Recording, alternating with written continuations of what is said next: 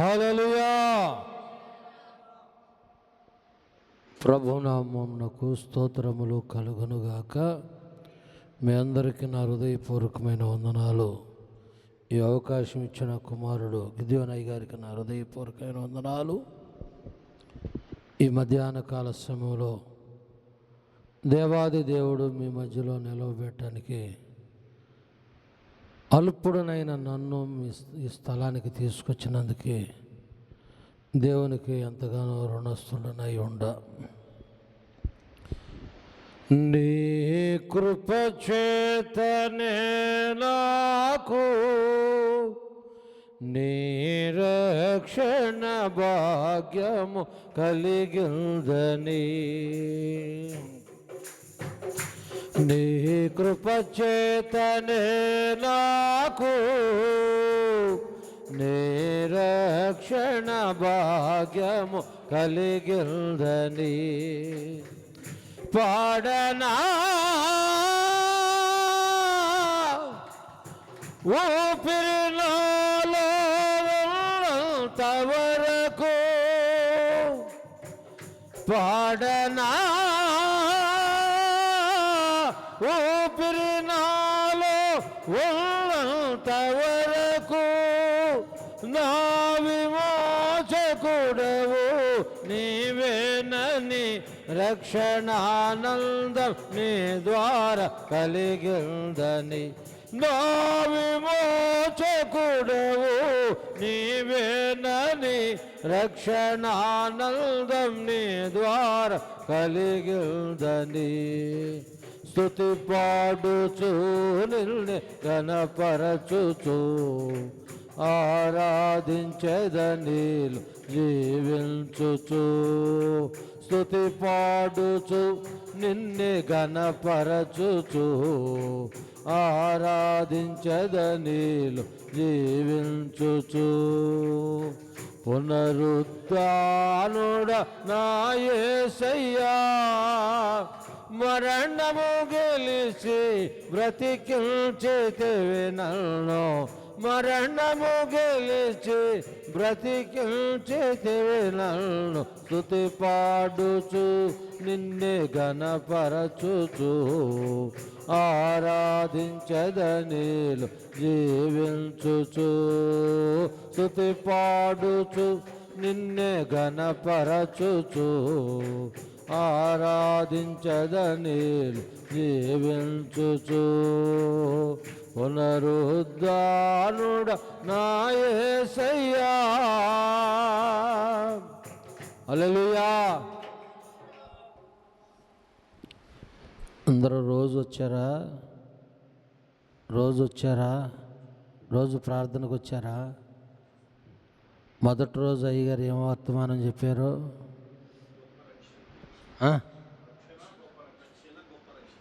రక్షణ గొప్ప రక్షణ. మరి నిన్న సజీవమైన రాళ్ళు. హల్లెలూయా. ఎవరా సజీవమైన రాళ్ళు?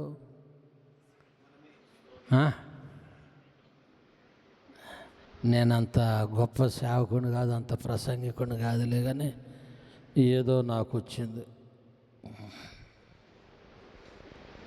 కొంచెం సౌండ్ పెట్టాయా?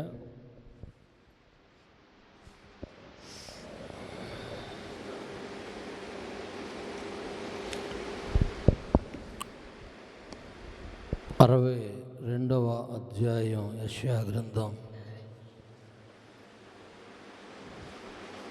6-7 వచనాలు.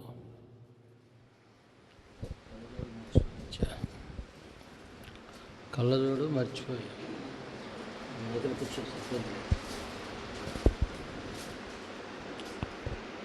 62వ అధ్యాయం యెషయా రాసిన గ్రంథం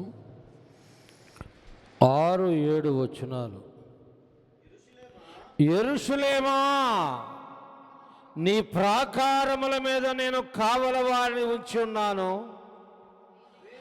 రేయైనను పగలైనను వారు మౌనముగా ఉండరు. యెహోవా జ్ఞాపకర్తలారా, విశ్రమింపకుడి, ఆయన యెరూషలేమును స్థాపించు వరకు, లోకమంతడు దాన్ని ప్రసిద్ధి కలగజేయ వరకు ఆయన మిశ్రమింపనీకుడి. తన దక్షిణ హస్తము తోడనియు బాహుబలము తోడనియు యెహోవా ఇలాగు ప్రమాణము చేసెను. చాలు, కొంచెం సౌండ్ పెట్టినాను. ప్రార్థన. మహాపరిశుద్ధుడా, ప్రేమ నమ్మకము కలిగిన యేసు ప్రభువా, గనుడా, మహోన్నతుడా, విమోచకుడా, నీకు వందనాలు. ఈ మధ్యాహ్న కాల సమయంలో మా పిల్లలు నీ దాసులు గిద్యోనయ్య గారిని ప్రేమించి, అమ్మగారిని ప్రేమించి ఈ పాయకాపురం ప్రాంతంలో నీ దాసుల ద్వారా ఈ యొక్క స్థలంలో సత్య స్వార్థను నీ బిడ్డల ద్వారా ప్రకటిస్తున్న విధానాన్ని బట్టి వందనాలు, స్తోత్రాలయ్యా. గత 2 దినాలు ప్రభా నీ దాసులను ప్రభా మీరు మరుగుపరిచి మీరు మాట్లాడుకున్నారు. ఈ 3వ దినం అల్పుడను అయోగ్యుడని నన్ను కూడా నీ సిలువ చాటును మరుగుపరచండి. చదవబడిన లేఖనంలో బావు నిజము నాకు తెలియదు కానీ ప్రభా మాట్లాడటం చేదు కాని వాడిని, జ్ఞానం లేనివాడిని, అజ్ఞాన్ని కొద్ది నిమిషాలు నన్ను మీరు మరుగుపరచండి ప్రభువా. నా మాటలు అయితే ఎవరు వింటారు? నా మాటలు లోకానుసారమైనవి కానీ నీ మాటలు పరలోక సంబంధమైనవి. పరలోక సంబంధమైన మర్మాన్ని ఇప్పుడుకైనను మాట్లాడుకైనను యోగ్యత అర్హత లేని వాడిని. కొద్ది నిమిషాలు నన్ను మరుగుపరచండి. కుమ్మరవాడు తన సారి మీద కొండను రూపిస్తుండగా అది తన చేతిలో విచ్చిలిపోయిన ఎడల దాన్ని మరి ఒక రూపముగా మార్చగలడు. మా పరమ కుమ్మరవు నీవు గనక నీ చేతిలో నేను పాత్రనై ఉండగా నీకిష్టమైన పాత్రగా నన్ను మలిసి ఈ మధ్యాహ్న కాల సమయంలో ప్రభువా నన్ను వాడుకోండి. ఈ మధ్యాహ్న కాల సమయంలో రెచ్చించబడాలి, నేను బహుగా తగ్గించబడాలి. మీకే మహిమ, ఘనత, ప్రభావాలు ఆరోపించుకుంటారని యేసు పరిశుద్ధ నామములు అడిగి వేడుకొనుచున్నాను తండ్రి, ఆమేన్. అందరికి వందనాలు. కుమారుడు, డాడీ నీ ఫోటో వేస్తున్నా, ఒకరోజు రావాలి అన్నాడు. ఎందుకయ్యా, పెద్దోళ్ళు ఉండరు, వాళ్ళని వెయ్యి అన్నాం. లేదులే అన్నాడు. నేనన్నా మా అబ్బాయిని వేయలేదే అన్నా. వద్దులే డాడీ అన్నాడు. ఏనా నాన్న నీకు తెలియదులే అన్న. సరే నాన్న అన్నా.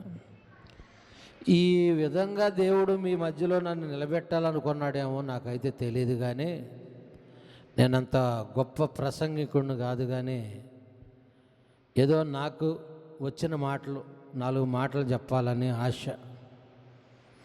కుమారుడిందా చెప్పాడు,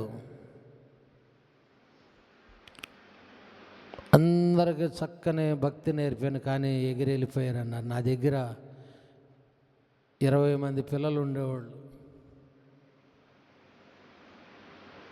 10th క్లాస్ వరకు ఉండారు.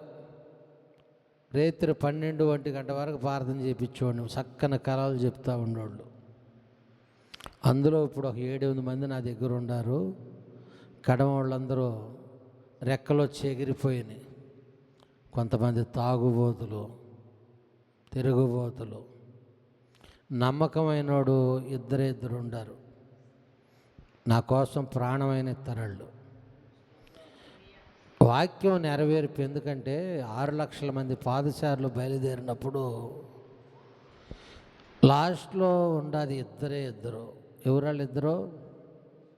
ఎవరమ్మా?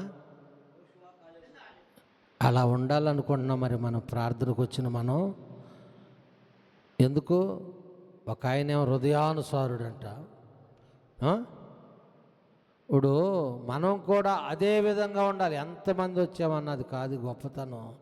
దేవునికి ఎంత నమ్మకంగా ఉంటున్నావు, ఎంత దగ్గరగా ఉంటున్నావు.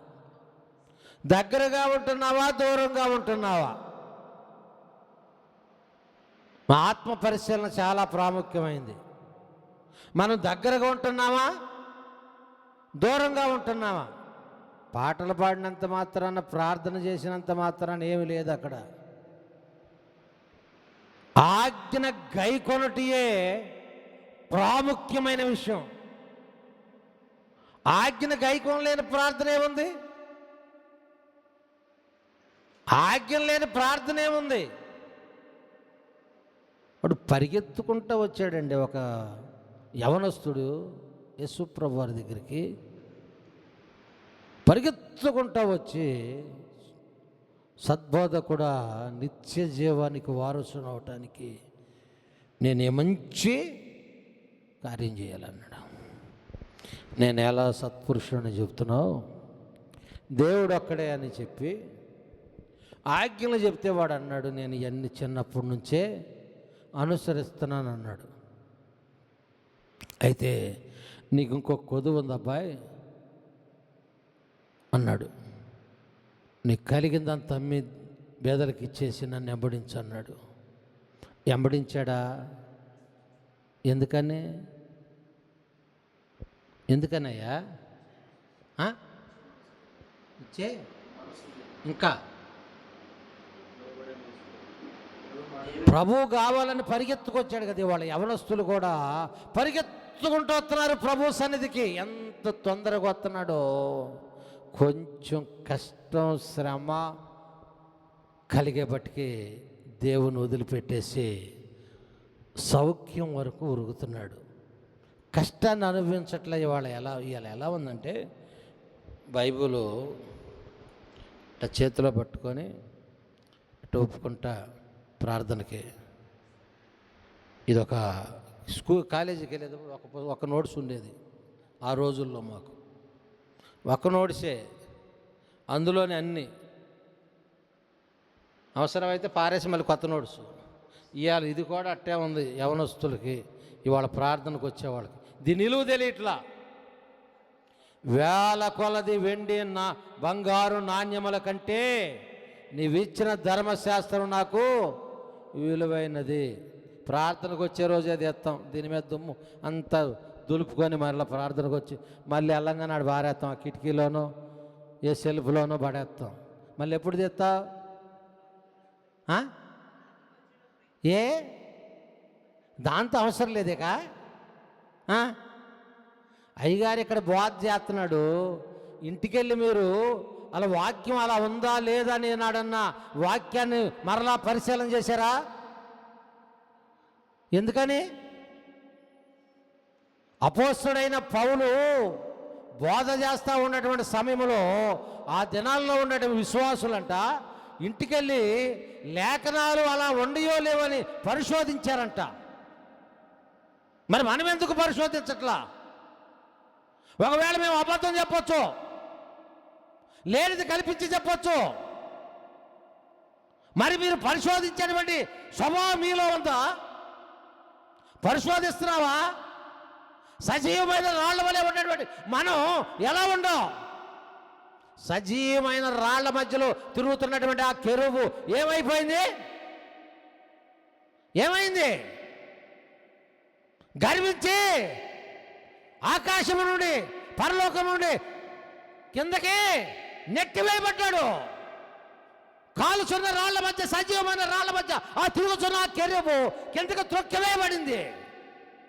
నువ్వు ఎప్పుడైతే దేవుని వాక్యాన్ని నువ్వు పరిశోధిస్తావో, పరిశీలన చేస్తూ ఉంటావో, మనలో గర్వాన్ని కానీ, అహంకారాన్ని కానీ, ఈర్ష్యని కానీ, ద్వేషాన్ని కానీ, అసూయని కానీ, కుళ్ళను కానీ, కపటమును కానీ సమస్తాన్ని ఏం చేస్తావంటే నువ్వు జయించడానికి ఆస్కారం ఉంది.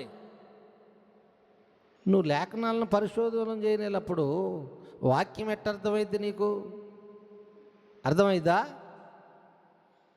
ఏమండి, గిద్యోనయ్య గారిని ఈ పాయకవర్ ప్రాంతాన్ని ఎందుకు తీసుకొచ్చాడో దేవుడు నీకు నాకు తెలియదు. మా చిన్నప్పుడు అక్కడ దిగోడం, ఆ చెట్టు దగ్గర అక్కడ చెట్టు ఉండేది, ఏది దిరిపిన చెట్టు ఉండేది పాయకపురం సెంటర్లో. మా అమ్మమ్మ గారు ఊరి పక్కన నయనవరం. ఈ శాల మధ్య కూడా నడుచుకుంటే ఇక్కడ కోనేరు ఉండేది కదా, కోనేరు. ఆ కోనేటి కట్ట మీద పక్కమ్మడి కొండెళ్ళి పొలాల్లో కొండెళ్ళి ఆ నయనారం పోయి మళ్ళీ సెలవులు ఇవన్నీ ఇటుకుండా ఇటు వచ్చి ఇక్కడ మళ్ళీ బస్సు ఎక్కటం వెళ్తాం, లేదా అట్ట ఆ రోడ్డుని లేకపోతే కాలువ కట్టని వెళ్తాం. నా చిన్నప్పుడు బాల్యకాలంలో అప్పుడు ఇవన్నీ పొలాలు. దేవుడు ఇప్పుడు ఈ ప్రాంతాన్ని అంతటిగా ఆశీర్వాదకరంగా మార్చాడు. గిద్యోనయ్య గారు వచ్చినప్పుడు ఎట్లుంది? ఇప్పుడు ఎట్లుంది ఈ ప్రాంతం? ఒక దైవజనుడు ఒక ప్రాంతానికి వచ్చినప్పుడు ఆ ప్రాంతం ఎదగకుండా ఫలించకుండా అలానే ఉందంటే ఆ దైవజనుడిదే తప్పు. ఏ దైవజనుడైతే ఆ ప్రాంతానికి వెళ్ళినప్పుడు ఆ ప్రాంతం అంచెలంచెలుగా అభివృద్ధి అవుతుందో ఆ దైవజనుడు కన్నీటి ప్రార్థనే ఆ యొక్క ప్రాంతం అభివృద్ధి అవటానికి ఆస్కారం. హల్లెలూయా, చప్పట్లు కొట్టండి. ప్రియులారా, ఇక్కడ అంటున్నాడు, యెరూషలేమా నీ ప్రాకారముల మీద నేను కావలి వారి నుంచి ఉన్నాను. ఎవరంటండి?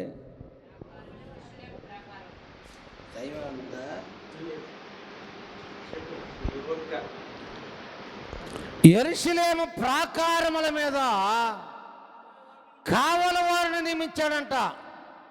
ప్రాకారం అంటే అమ్మా, ప్రాకారం ఇంకా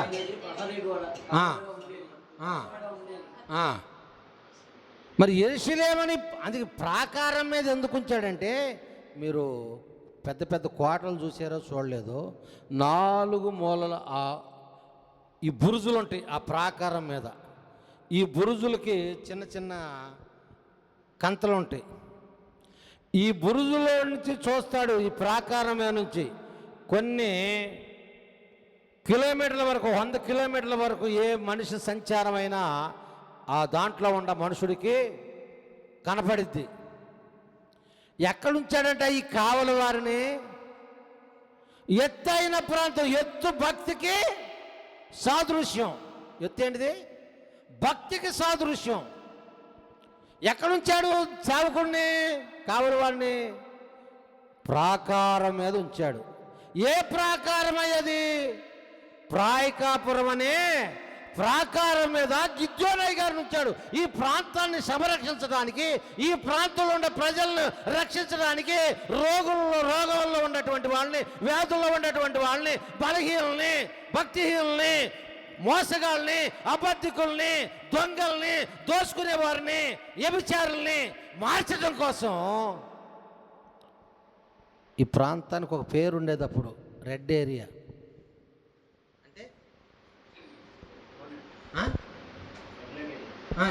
అంటే అన్నా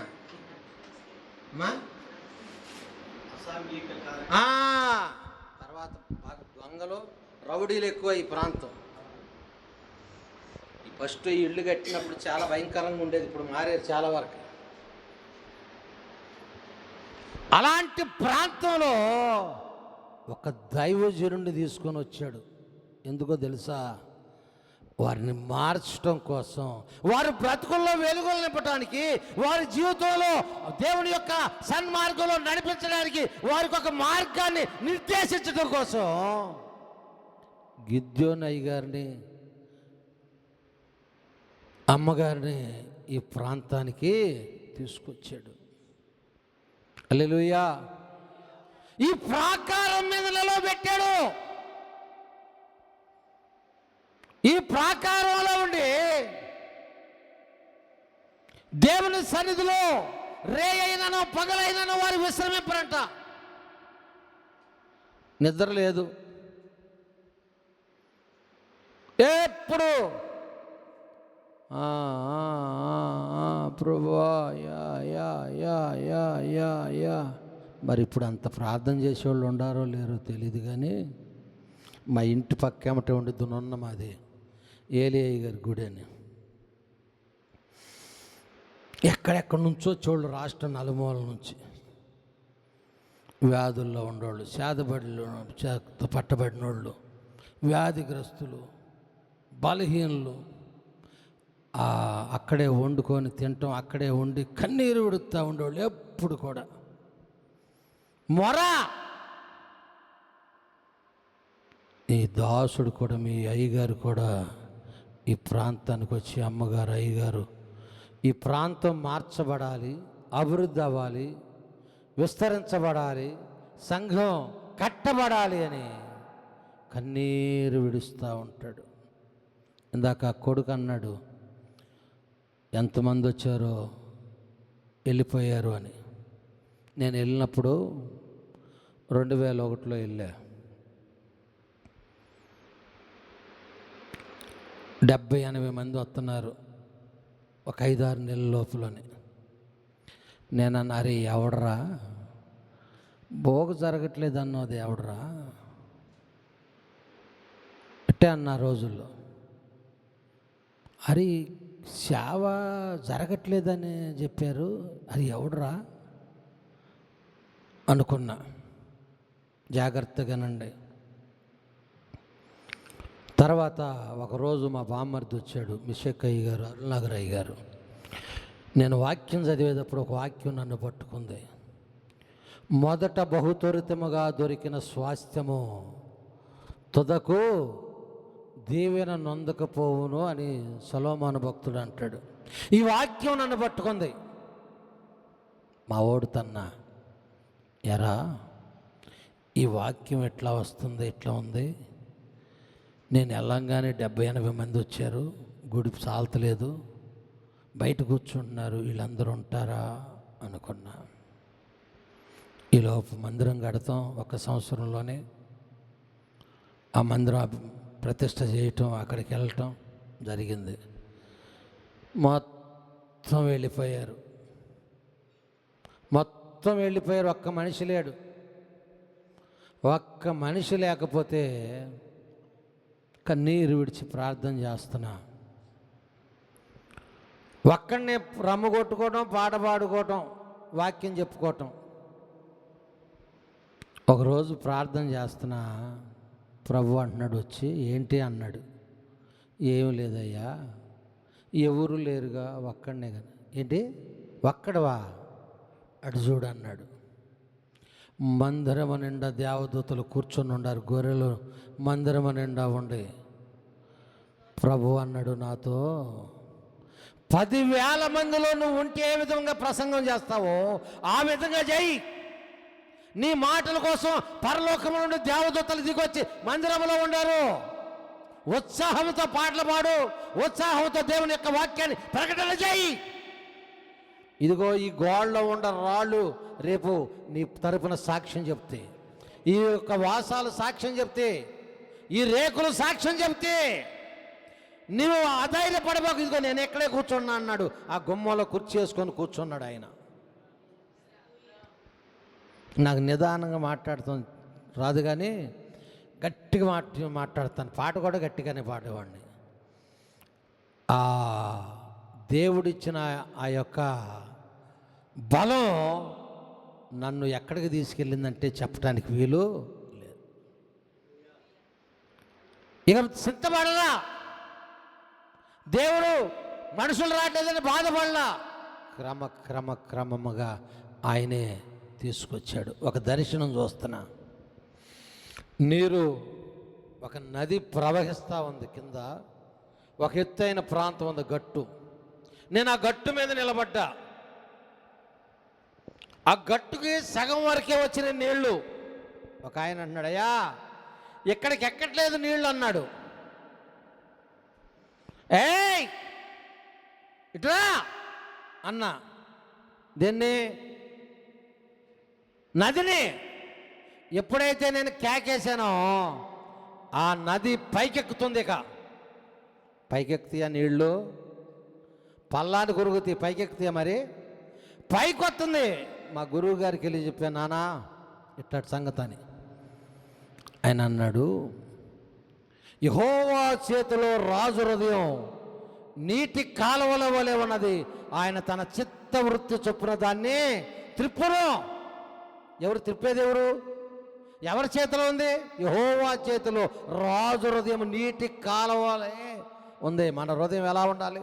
దేవుని సన్నిధిలో నీటి కాలువల వలె ఉండాలి. ప్రార్థనకు వచ్చిన నీవు నీటి కాలువల వలె ఉండాలి.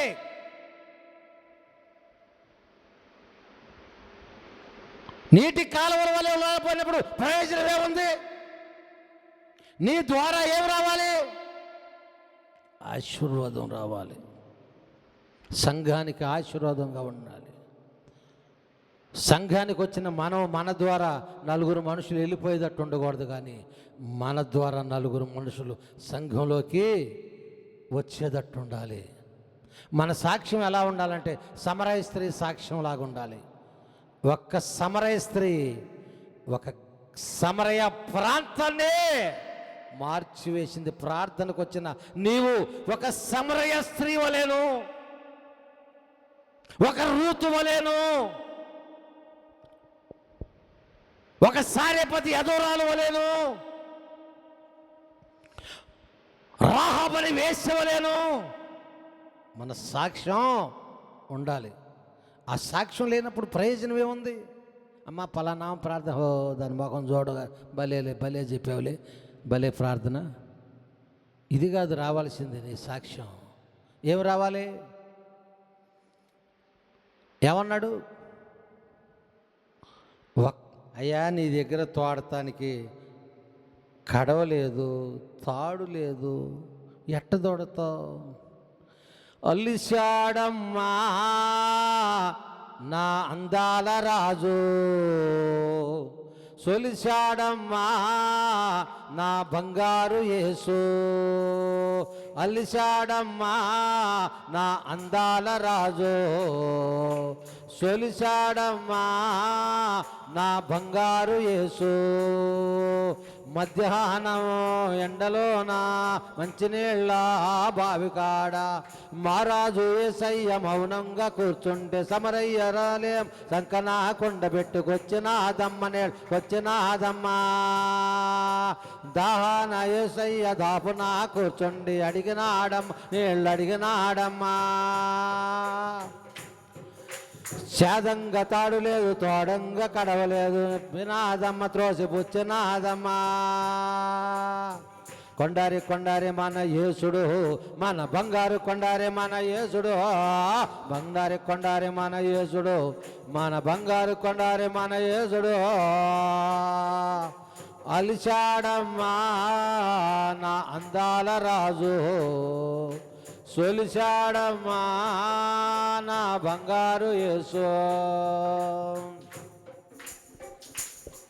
ఆ స్త్రీ ఆ విధంగా చెప్పిన ఆమెకే దేవుడు కొన్ని మాటలు చెబితేనే ఆ స్త్రీని వెళ్ళి ఊరు మొత్తాన్ని ఏం చేసింది?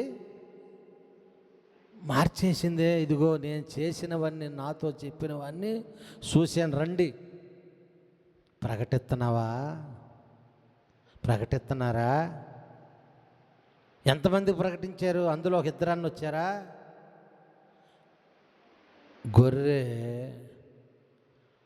ఏట 2 కానుపులు కనిద్ది. ఎన్ని?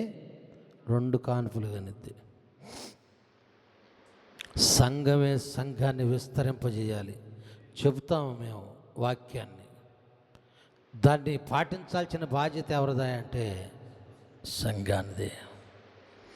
సంఘం నిలబడాలన్నా, సంఘం చెదిరిపోవాలన్నా విశ్వాసుల్లోనే ఉంది. ఎందుకంటే మోషే 6 లక్షల పాదచారులను చక్కగా నడిపించుకుంటా వస్తున్నాడు. నడిపించుకుంటా వస్తున్న బట్టికి పగలు ఎండ దెబ్బ తగలని ఇట్లా, రాత్రి మంచు దెబ్బ తగలని ఇట్లా.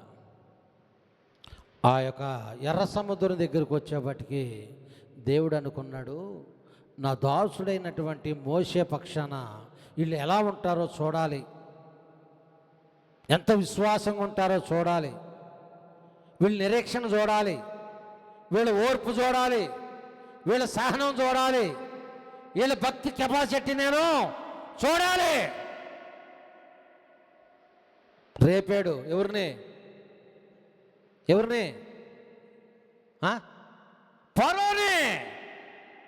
ఫరోని రేపితే 600 ఇనుప రథాలు వేసుకొని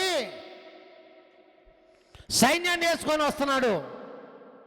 వెనకేమో సైన్యం, ఎదురేముంది? సముద్రం ఉంది. ఏమని మాట్లాడుతున్నారు చూసావేక? కష్టం వచ్చిందిగా, ఏమంటున్నారు చూసావా? ఒరే నత్తుడా, ఐగుప్తు దేశంలో సమాధులు లేవని ఈ అర సముద్రం దగ్గర మమ్మల్ని చంపడానికి తీసుకొచ్చావా? ఇదేలా మీ విశ్వాసం? 12 అద్భుతాలు చేసి మిమ్మల్ని తీసుకొచ్చాడే బయటికి, అనేకమైన అద్భుతాలు చేశాడే, ఎంత కన్నీరు కార్చాడు, మీరు బయటకు రావడానికి ఎంత వేదన పడ్డాడు. ప్రసవ వేదన అనుభవిస్తాడంట దైవజనురాలు. ఒక మనిషి ప్రార్థనకు రావాలంటే ప్రసవ వేదన అనుభవిస్తాడు. ఒక మనిషి మారాలంటే ప్రసవ వేదన అనుభవిస్తాడు. ఎంత కష్టమో తెలుసా? ఎంత కష్టం. మరి అన్న అద్భుతాలు చేసి బయటకు తీసుకొని వస్తే వీళ్ళకి జ్ఞానం లేదా, తెలివి లేదా?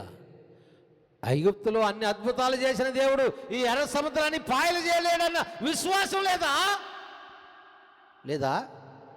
చంచల మనసు కలిగినటువంటి వాడు మనుషుడు ఎలాంటిదంట? హృదయము వ్యాధితో నిండిన కపట కేంద్రము, దానిని యోచించుట ఎవరి సాధ్యమో. హృదయము వ్యాధితో నిండిన కపట కేంద్రము, దానిని యోచించుట ఎవరి సాధ్యమో. అంతరంగమును పరిశీలించు యేసువా, మనసుతో నీ సారిలో నడవని మయా.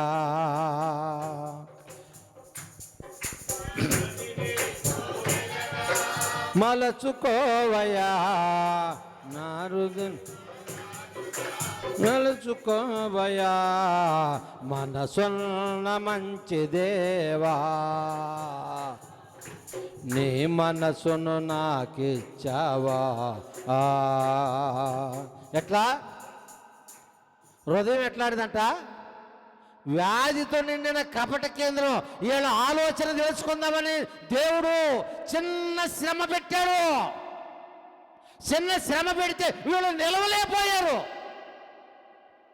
వీరి కోసం కన్నీరు విడుస్తూ ప్రార్థన చేస్తూ వీరు బాగు కోసమే, వీరు యొక్క ఫలించడం కోసమే కన్నీరు విడిచే రాత్రులు కన్నీరు విడిచేటువంటి ఆ దైవజనుడు వీళ్ళు ఏమని మాట్లాడుతున్నారు? ఐగుప్తులో సమాధులు లేవని ఇక్కడ తీసుకొచ్చావా? మిమ్మల్ని చంపడానికి తీసుకొచ్చాడా?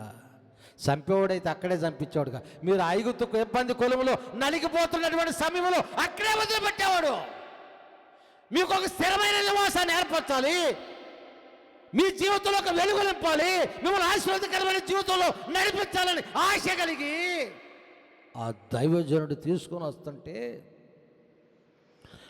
నువ్వు ఉండవయ్యా మా పక్షాన, మాకేం భయం లేదనాల్సినటువంటి వీళ్ళు సనగటం ప్రారంభించారు. సంఘంలో కూడా సనిగేవాళ్ళు చాలామంది ఉంటారు. దైవజనుడు మంచి బట్టలు వేసుకున్న సరుగుతారు, ఒక మంచి బండి కొన్నా సరుగుతాడు. నేను మొట్టమొదట 125 బజాజ్ డిస్కవర్ కొన్న సంవత్సరానికి మా పిల్లలు మళ్ళీ పనిచేస్తుంటే ఇంకో బండి కొన్నా. ఒరే అయ్యగారు ఇంకో బండి కొన్నాడు రా, ఇటు చూస్తున్నాడు. సరే 2019లో కోటాలు పెట్టా. మా అబ్బాయి అన్నాడు, నాన్న పల్సర్ కొను అన్నాడు. అరే బాబు కోటాలు అవని అన్న. ఆగు నాన్న అని వెళ్ళాం, పల్సర్ కొనుక్కొచ్చాం. పల్సర్ తెచ్చిన తర్వాత 3 బండి అయిందిగా. ఇంకా అయ్యగారికి ఇంకేందిరా, డబ్బు మీద డబ్బు వస్తుంది, కట్టెల మీద కట్టెలు వస్తున్నాయి, 3వ బండి కొన్నాడు రా. అరే ఈ గోడసాటి నుండి ఇటు చూస్తాం, ఈ మొహం ఇటు వెళ్తున్నాడు, ఇట్ట పలకరి ఇట్లా అయ్యగారని కూడా, నీకేంటి బాబు బండి మీద బండి కొంటున్నాం అన్నారు. ఎక్కడి నుంచి వస్తుంది ఏంటని ఆలోచించారా? బండి మీద బండి అయిపోయింది. మా చిన్నోడు, నాన్న నాకు ఈ బండి వద్దు, నాకు RS 200 కావాలన్నాడు. ఒరే బాబు ఆగరా, మందిరం కట్టాలన్నాడు. ఆగల. ఆడికి 2,50,000 పెట్టి RS 200 కొన్నా. ఇక చూడండి,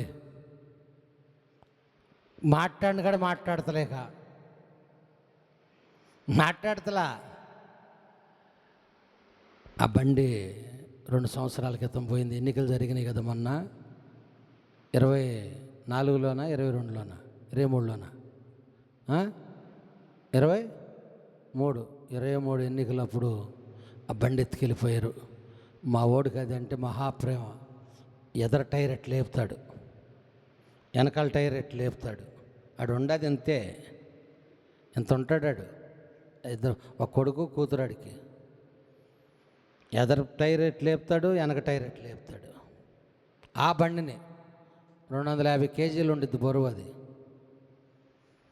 మర్యాద పడుతున్నాడు పిల్లగాడు 2 సంవత్సరాల మట్టి. మళ్ళీ నాకు ఆ బండి కావాలన్నాడు. నా దగ్గర నన్ను అడగట్లేక 2 లక్షలు నారబెట్టి యాడ తీసుకొచ్చుకుంటావు. ఎట్లా ఉంది మరలా ఆ 3 బళ్ళే ఉండి ఇప్పుడు మొదటి కొన్నది, రెండోది కొన్నది, ఈ పల్సరు, ఈ 3 ఉండే మళ్ళీ. ప్రియులారా, అది దేవుని చిత్తం. దేవునికి వ్యతిరేకంగా మనం కొన్నా ఉండదు. అది గొనిగేవాళ్ళు, సరిగేవాళ్ళు, నిష్ఠూరాలేవాళ్ళు అనేక మంది ఉంటారు. వీటన్నిటి మధ్య నుంచి వస్తున్నాడు ఎవరు? మోషే గారు. చనుగుతున్నారు. ఈలోపు ఆ సైన్యం దగ్గరికి వస్తూ ఉంది. వీళ్ళ గొనుగుడు ఎక్కువైపోయింది. ఇక ప్రియులారా, ఎర్ర సముద్రం ఎదురుగా నిలిచింది, పరో సైన్యము ఎనుక తరుముతుంది. ఎర్ర సముద్రం ఎదురుగా నిలిచింది, పరో సైన్యము ఎనుక తరుముతుంది. యేసు వైపు చూడగా ఆయనను వేడగా, యేసు వైపు చూడగా ఆయనను వేడగా, పరో సైన్యము ఆగినది. ఎర్ర సముద్రం పాయలైనది. ఎర్ర సైన్యము ఆగినది. ఎర్ర సముద్రము పాయలైనది. కానాను యాత్ర, ఇది సీయోను యాత్ర. కానాను యాత్ర, ఇది సీయోను యాత్ర. ప్రియమైన వాళ్ళరా, దేవుడు అక్కడ ఎర్ర సముద్రాన్ని సీల్చాడు కాబట్టి సరిపోయింది. కానీ లేకపోతేనా మోషేని ఆపాటిని చంపేసేవాళ్ళేనండి. నిజం. ఎంత ప్రేమిస్తారో అంత కఠినత్వం కూడా చూపెడతారు. అది నిజమా కాదనేది ఆలోచన చేయరు. ఇంకో విషయం చెప్పాలంటే, సంఘానికి మీరే బలం, మీరే బలహీనత. మీరు లేకపోతే మేము లేము. మీరు లేనప్పుడు ఏముండదు, ఒట్టిదేగా. బలము బలహీనత కూడా మీరే. అందుకని అంటున్నాడు, నేను యెరూషలేము ప్రాకారముల మీద కావలి వారిని నియమించున్నాను. రే అయినను పగలైనను ఎట్టుండరంట? మౌనముగా ఉండరు.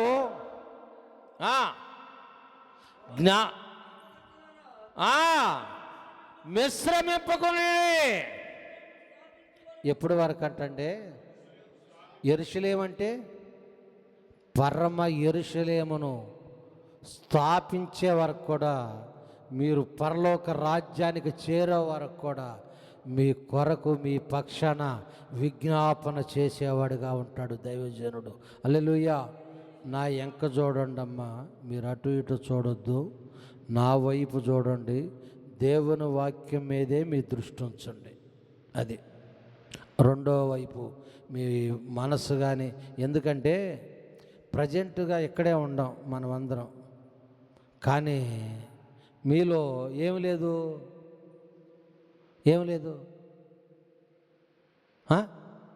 బాడీ ఈజ్ ప్రజెంట్ టెన్స్ అంట, మైండ్ ఈజ్, నేను చదువుకోవాలా పెద్దగా, మైండ్ ఈజ్ ఆబ్సెంట్ అంట. అంటే మనం ప్రజెంట్ టెన్స్ కంటే మన దేహం మాత్రం ఇక్కడ ఉంది, కానీ మనలో ఉన్న మనసు ఆత్మ అనేది అది సంచారం చేస్తూ ఉంటుంది.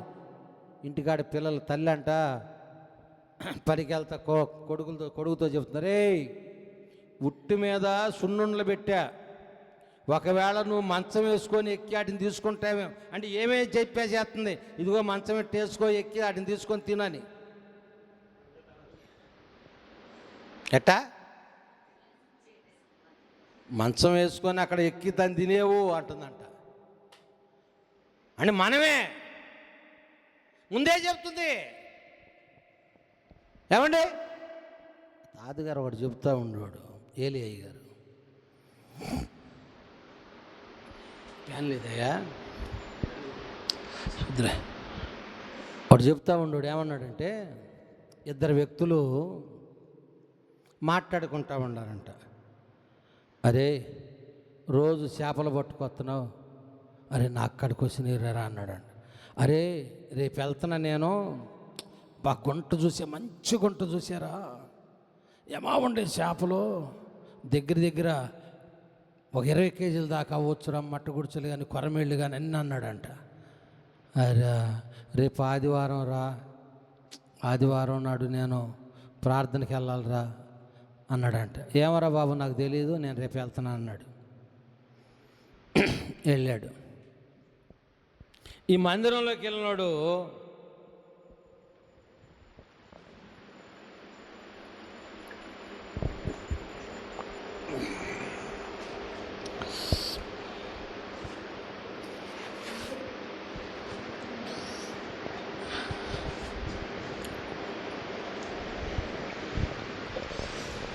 ఎక్కడుందయ్యా మనసు అంటే చేపల గుంటకాడుంది. ఎన్ని చేపలు పడుతున్నాడో అన్ని ఆడే పట్టుకొచ్చుకొని అమ్ముకుంటాడేమో, 2 చేపలన్నీ ఎత్తాడో ఈడో, అన్నీ ఆడే తింటాడేమో అని మందిరంలో కూర్చొని ఈ మనసు అంతా ఎక్కడుంది? చేపల గుంటకాడుంది. చేపల గుంటకాడు ఉండేవాడు, ఆ చేపల గుంటకాడ ఈ బకెటు, ఈ పార, ఈ యొక్క జిమ్మె బొచ్చాయన్నాడు పడేసి, అయ్యో నేను ఎంత దౌర్భాగ్యుడిని, అనవసరంగా దేవుని మందిరాన్ని వదిలిపెట్టి చక్కని మాటలు వదిలిపెట్టి నేను ఇక్కడికి వచ్చానే, వాడు చక్కని మాటలు వింటా ఉన్నాడు మందిరంలో. సాతాను నన్ను ఇలా ఎందుకు ప్రేరేపించింది, అనవసరంగా నేను స్థలానికి వచ్చానని కన్నీరు విడుస్తూ ఉన్నాడు. చేపల గుంటకాడు ఉండేవాడికి దేవుని వాక్యం ప్రకటించబడుతుందంట. ఇక్కడ దైవజనుడు చెప్పేటువంటి వాక్యం ఆ చేపల గుంటకాడు ఉండేవాడు మనసులో ప్రతిధ్వనిస్తుందా. ఈ మందిరంలో ఉండేవాడు మాత్రం ఈ వాక్యం ఏంటో తెలియదు అసలు. అయిపోయింది, ఇంటికి వచ్చేసారు. ఎరా ఎన్ని పట్టుకొచ్చావు అన్నాడు. వాడు మనసంత సంతోషంతో ఉప్పొంగుతుంది, ఎందుకంటే దేవుని వాక్యం హృదయం నిండిపోయింది. వాడు అంటున్నాడు, నా దేవుడు బహు గొప్పవాడు, నా హృదయం అంత వాక్యంతో నిండిపోయింది అంటున్నాడు. వీడంటాడు, వీడికి తెలియదుగా వాక్యంతో నిండిపోవడమేట్రా, చేపల గుంటకాడికి వెళ్ళినోడు అంటున్నాడు. ఏమోరా నాకు తెలీదు, నేను ఆ చేపల గుంటకాడ కళ్ళు మూసుకొని ఉండా, ఆ మందిరంలో దేవుడు చెప్పేటువంటి వాక్యం నా హృదయంలో ప్రతిధ్వనిస్తూ ఉంది. మందిరంలో కూర్చున్నా నీవు వాక్యం మీద మనసు పెట్టావా, లేకపోతే ఇంటికాడ నీ అవసరాల మీద మనసు పెట్టావా? ఏ భక్తి నేర్చుకుంటున్నావు?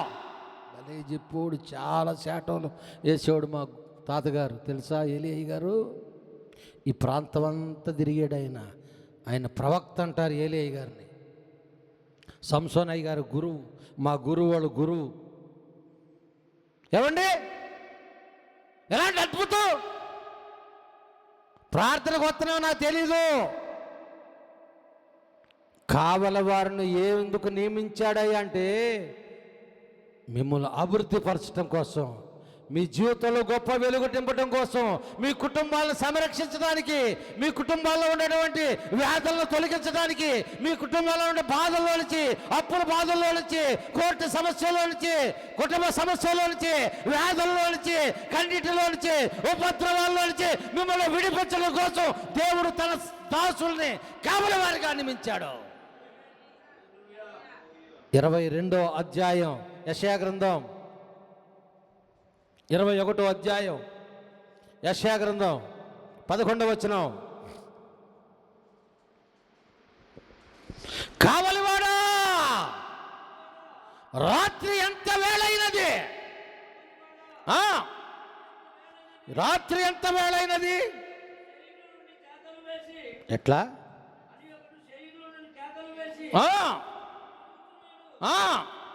కావలివాడా, కావలివాడు ఉదయమగును రాత్రి అగును మీరు విచారింపగోరిన ఎడల విచారించుడి, మరలా రండి అనుచున్నాడు. ప్రియులారా, ఒక వ్యక్తి కేకేస్తున్నాడంటే ఏమని కేకేస్తున్నాడు? కావలివాడా. డాక్టర్కి ఇంత టైం అని ఉంది, ఉద్యోగస్తుడికి ఇన్ని గంటలు టైం అని ఉంది, ఉందా లేదా? డాక్టర్ కూడా 8 దాకా ఉంటాడు, వెళ్ళిపోతాడు. మరి దైవజనుడికి టైం లేదా? ఉందా లేదా? ఒక విషయం చెప్తాను మీకు. ఒక దైవజనుడు చాలా రోజుల తర్వాత తన గ్రామానికి వస్తే ఒక వ్యక్తి ఆయన కలవటానికి వస్తున్నాడు. జాగ్రత్తగా వినాలి. వస్తుంటే, అయ్యా పలానామె నిన్ను కలవాలని వచ్చిందన్నాడు. ఇప్పుడు టైం లేదులే కానీ సాయంత్రం 4ంటికి రామని అన్నాడు. మరలా 4ంటికి వచ్చింది. రేపు ఉదయం రామన్నాడు. మరలా ఉదయం వచ్చింది. మరలా సాయంత్రం రామన్నాడు. మరలా సాయంత్రం వచ్చింది. రాత్రి 10ంటికి రామన్నాడు. 10ంటికి వచ్చింది. లేట్, వెళ్ళిపోయాడు. బాగా దగ్గర 500-600-700 కిలోమీటర్ల దూరం వెళ్ళాడు. అక్కడ కూర్చొని విశ్రాంతి తీసుకుని అటు పడుకున్నాడు. ప్రభు వచ్చంట వెళ్ళిపోతున్నాడు. అయ్యా అయ్యా అయ్యా ఏంటి వెళ్ళిపోతున్నావు అన్నాడంట. నాకు టైం లేదయ్యా. ఏం లేదు? నాకు టైం లేదు, నేను వెళ్తున్నాను, టైం లేదు అన్నాడంట. అర్థం కాలా ఎవరికి? ఈ దైవజనుడికి. అదేంటయ్యా అయ్యా అయ్యా అయ్యా నువ్వు లేకపోతే నా బ్రతికేంటయ్యా అంటున్నాడు. మరలా అడుగుతున్నాడు, నాకు టైం లేదు, నేను వెళ్తున్నానని వెళ్ళిపోతున్నాడు. అప్పుడు గుర్తొచ్చింది. ఒక స్త్రీ వచ్చి, అయ్యా నిన్ను కలవాలి, చిన్న పని ఉంది. అయ్యా వద్దు, చిన్న పని ఉంది అని చెప్తే ఈ దైవజనుడు ఏం చెప్పాడమ్మా? టైం లేదు అన్నాడు. మరలా 4ంటికి. అక్కడి నుంచి వెనక్కి తిరిగాడు. అక్కడి నుంచి వెనక్కి తిరిగి 800-850 కిలోమీటర్ల దూరంలో ఉన్నటువంటి ఆ దైవజనుడు వెనక్కి వచ్చి తన ఇంట్లో ఉన్న పనివాడితో పలానామనే రమ్మని చెప్పండి అన్నాడు. పలానామని రమ్మని చెప్పమన్నప్పుడు ఆమె వచ్చింది. ఆమె వస్తే ఆమె దగ్గర కూర్చొని ఆమె ఏమి చెప్పిద్దో అంతా విని, ఆమె కష్ట నష్టాలు సుఖాలన్నీ విని, ఆమెకు కావలసింది చేసి పంపించి అట్ట కన్ను మూసాడంట. ప్రభు వచ్చి అన్నాడంట, ఈ పనేదో ముందే చేసినట్లయితే నేను నీతోనే ఉండేవాడినిగా అన్నాడంట. చూసారా? ఎందుకని? కావలి వాడికి ఎన్ని పనులు, ఏమండి? కావలి వాడికి ఎన్ని పనులు, ఏమన్నాడు? కావలివాడా, రాత్రి ఎంత వేళైనది? 10, 11, 12 ఎంత టైం మరి? నడిరేయి స్నేహితుడా నన్ను నగుబాటు చేయకుమా, నడిరేయి స్నేహితుడా నన్ను నగుబాటు చేయకుమా, నీ వీక్షణాల వెన్నెలలో అనవరతము నన్ను మరువకుమా, నీ వీక్షణాల వెన్నెలలో అనవరతము నన్ను మరువకుమా, నడిరేయి స్నేహితుడా నన్ను నగుబాటు చేయకుమా. ఎట్లా? నడిరేయి స్నేహితులు కావలవాడా, రాత్రి ఎంత వేళైనది? ప్రభు అన్నాడు నన్ను. గుర్కవాడు కర్ర పట్టుకొని డోర్ టు డోర్ కొట్టుకుంటూ వెళ్తూ ఉంటాడే, అట్ట కర్ర పట్టుకొని తిరుగు అన్నాడు నన్ను. నేను ఇప్పుడు పడుకున్నా. నేను వెళ్ళిన కొత్తలో పండుకోవటం నిద్ర ఏంటో నాకు తెలియదు. రాత్రి 10ంటికి కుర్చీ నా రోడ్డు మీద ఉండేది. 3 వరకు ఆ కుర్చీ ఆడ ఉండాల్సిందే. ఆ 3 వరకు రన్నింగ్ చేస్తూ ఉండేవాడిని ప్రార్థన. ప్రభు ఏమన్నాడు తెలుసా? కీడొస్తుంది కనుక మన గురకావాడు ఏ విధంగా తిరుగుతాడో ఆ విధంగా తిరుగు. గ్రామం కోసం ప్రార్థన చేయి, గ్రామంలో ఉండే వ్యక్తుల కోసం ప్రార్థన చేయి. ఏ రోడ్డు మీద చూసినా చీకట్లు గుంపులు గుంపులుగా ఉంటున్నాయి. సింహం మీద కూర్చొని వస్తుంది. నేనుండా రోడ్డు చూసింది, నా రోడ్డు దాటేసి వెళ్ళిపోయింది. అన్నాడు, నువ్వు ఈ విధంగానే ప్రార్థన చేయి. నేను కళ్ళు మూసుకొని ప్రార్థన చేస్తాను. అయ్యా మమ్మల్ని ఈ మార్గంలో ఎలనీవా అని గుట్టొచ్చినాయి. నేను ఎక్కడుండగా మీరు ఈ దారిని వెళ్తే ఇంకా నాకు విలువేముందన్న. అయ్యా మీకు దండం పెడతా, మేము ఇటేనయ్యా నడుస్తున్నాం, కొంచెం నువ్వు లోపలికి వెళ్ళయ్యా అంటని.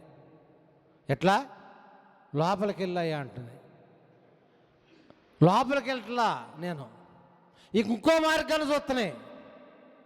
ప్రియులారా, ఏ భక్తి జీవితాన్ని నేర్చుకుంటున్నాను పరిశీలన చేయి. కావలివాడట రాత్రి 2 అయిందా 3 అయిందా నిద్ర టైం అయిందని నిద్రకు ఉపక్రమించడంట. ఎందుకని? 136వ కీర్తన చూడండి, 42.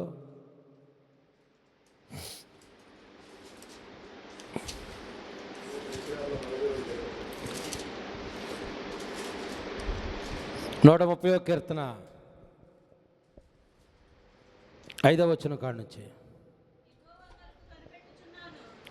యెహోవా కొరకు నేను కనిపెట్టుకొనుచున్నాను, నా ప్రాణము ఆయన కొరకు కనిపెట్టుకొనుచున్నది,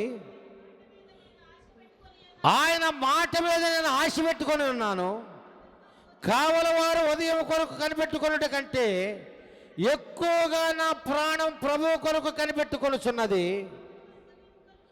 కావలివారు ఉదయం కొరకు కనిపెట్టుకొనుట కంటే ఎక్కువగా నా ప్రాణం ప్రభువు కొరకు కనిపెట్టుకొనుచున్నది. ఎవరి మీద అండి? ఎవరి మీద ఆశ పెట్టుకోవాలంట? ఏమని చెప్తున్నాడు? కావలివాడంట, యెహోవా కొరకు నేను కనిపెట్టుకొనుచున్నాను, నా ప్రాణం యెహోవా కొరకు కనిపెట్టుకొనుచున్నది, ఆయన మాట మీద నేను ఆశ పెట్టుకొని ఉన్నాను. కావలివారు ఉదయం కొరకు కనిపెట్టుకుంటే కంటే ఎక్కువగా నా ప్రాణం ప్రభువు కొరకు కనిపెడతా ఉంది. దైవజనుడు ఎప్పుడు మనుషుడు వస్తాడు, వాళ్ళు వస్తారు, వీళ్ళు వస్తారని చూడ్డు, కానీ దేవుని మాట కోసం ఎదురు చూస్తూ ఉంటాడు. ఏమి దర్శనం వచ్చింది, ఆ దర్శనం యొక్క అర్థం ఏంటి, ఆ దర్శనంలో మంచిదా చెడ్డదా, ఒకవేళ మంచిది కాకపోతే ఏంటి ప్రభువా అని అవసరమైతే కొన్ని దినాలు తినకుండా కటిక ఉపవాసం ఉండి కన్నీరు విడుస్తూ ఉంటాడు. ఒక వ్యక్తి బాగాలేదంటే ఆ వ్యక్తి కోసం బాగుపడే వరకు కూడా ఆ బలిపీఠం దిగడు దైవజనుడు. ఒక ఆమెకు పిల్లలు లేరు, చిల్లకల్లో యవనస్తురాలు, గర్భం వస్తుంది పోతుంది. నానా పిల్లలు పడతలేదంటే ఏం కల వచ్చిందమ్మ, ఒక పాము వెంబడిస్తుంది నన్ను అంది. ఆ పాము నీ పిల్లల్ని మింగేస్తుంది, నీకు 2 నెలలు గర్భం రాగానే ఆ పాము ఏం చేస్తుంది, మింగేస్తుంది అని చెప్పా. 2 పోయినాయి. ఇలాంటి యాసవకాలం గుళ్ళోకి వచ్చి ప్రార్థన చేస్తూ ఉంది. 10 దినాలు అయిన తర్వాత ఈ పాదాలు చూస్తుంది, 2 పాదాలే కనపడుతున్నాయి, మెల్లమెల్ల మెల్లమెల్ల మెరిచిపోతున్నాయి అంట బంగారంతో. అయ్యా పాదాలే కనపడుతున్నాయి అంటుందంట. అవి చూసేవి చాలమ్మా అన్నాడంట. అటు చూడమ్మా అన్నాడంట. ఒక చెట్టుని 5 కాయలు ఉండే,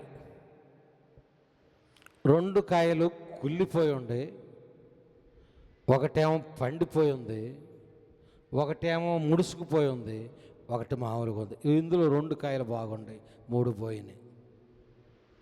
అప్పటికే 2 గర్భఫలాలు పోయినాయి. అమ్మ నీకు ఒక కుమార్తెని ఇస్తాడంట ప్రభు, నాతో మొట్టమొదట మాత్రం నీ కుమారుని అనుగ్రహిస్తాడని చెప్పాను అన్న. ఆ కుమారుడు ప్రసవించే టైం వచ్చింది. ప్రసవించే టైం వచ్చేప్పటికి పాము అడుగు కాసుకుంది మింగటానికి. నానా అని కేకేశాడు, ఫోన్ చేసి ఏంటయ్యా అన్న.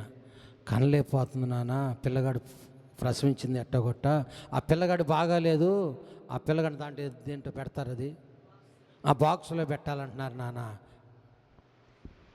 నీకెందుకు, నువ్వు ప్రశాంతంగా ఉండి నేను ఇక్కడ ప్రార్థన చేస్తానన్న. ఆ పాము ఆ పిల్లగాడిని మింగుదామని వెళ్ళింది, నేను ఇక్కడ మోకాళ్ళు వేసి ప్రార్థన చేస్తున్నా, ఆ పామును అక్కడ నరికేసేసాం,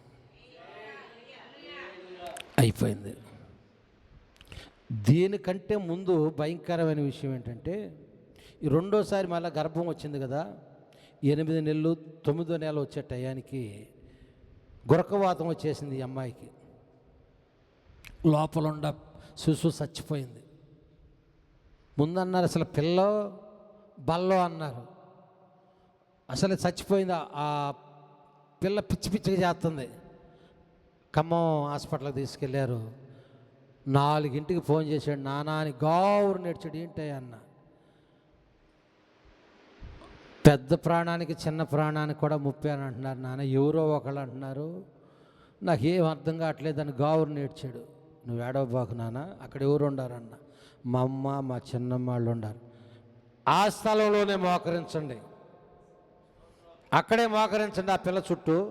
నేను ఇక్కడ ప్రార్థన చేస్తానని ఇక్కడ మోకరించి ప్రార్థన చేస్తున్నా. పెద్ద ఆపరేషన్ చేసి తీయాలి ఆ పిల్లని, చనిపోయింది. కానీ దేవుడు అద్భుతంగా ఆపరేషన్ లేకుండా మామూలుగానే బయటకు వచ్చేసింది పిల్ల. హల్లెలూయా. నేను ఇక్కడ మోకాలేసి ప్రార్థన చేస్తున్నా, అక్కడ దేవుడు ఏం చేశాడు, కార్యం చేశాడు. కానీ రావట్లేదులేమ్మా, ప్రార్థనకు రావట్లే. ఇన్ని అద్భుతాలు చేసిన రావట్లేదమ్మా. ఇన్ని అద్భుతాలు వచ్చారు, కొన్నాళ్ళు చానాళ్ళు నడిచారు, రావట్లా. దేవుడు చెప్పినట్టు మగపిల్లగాడిని ఆడపిల్లని ఇచ్చాడు, కానీ రావట్లా. రాకపోవటానికి కూడా సంఘంలో కొంతమంది కారణం. ఇప్పుడు మా అబ్బాయి చెప్పాడుగా, కొత్తగా వచ్చిన వాళ్ళు ప్రేమిస్తూ ఉంటాడు, పాత వాళ్ళని. అమ్మా వాళ్ళు మీరు కూడా మాకు 2 కళ్ళు ఎట్టుంటాయో సంఘం అంతా కూడా మాకు అట్లాంటిదే.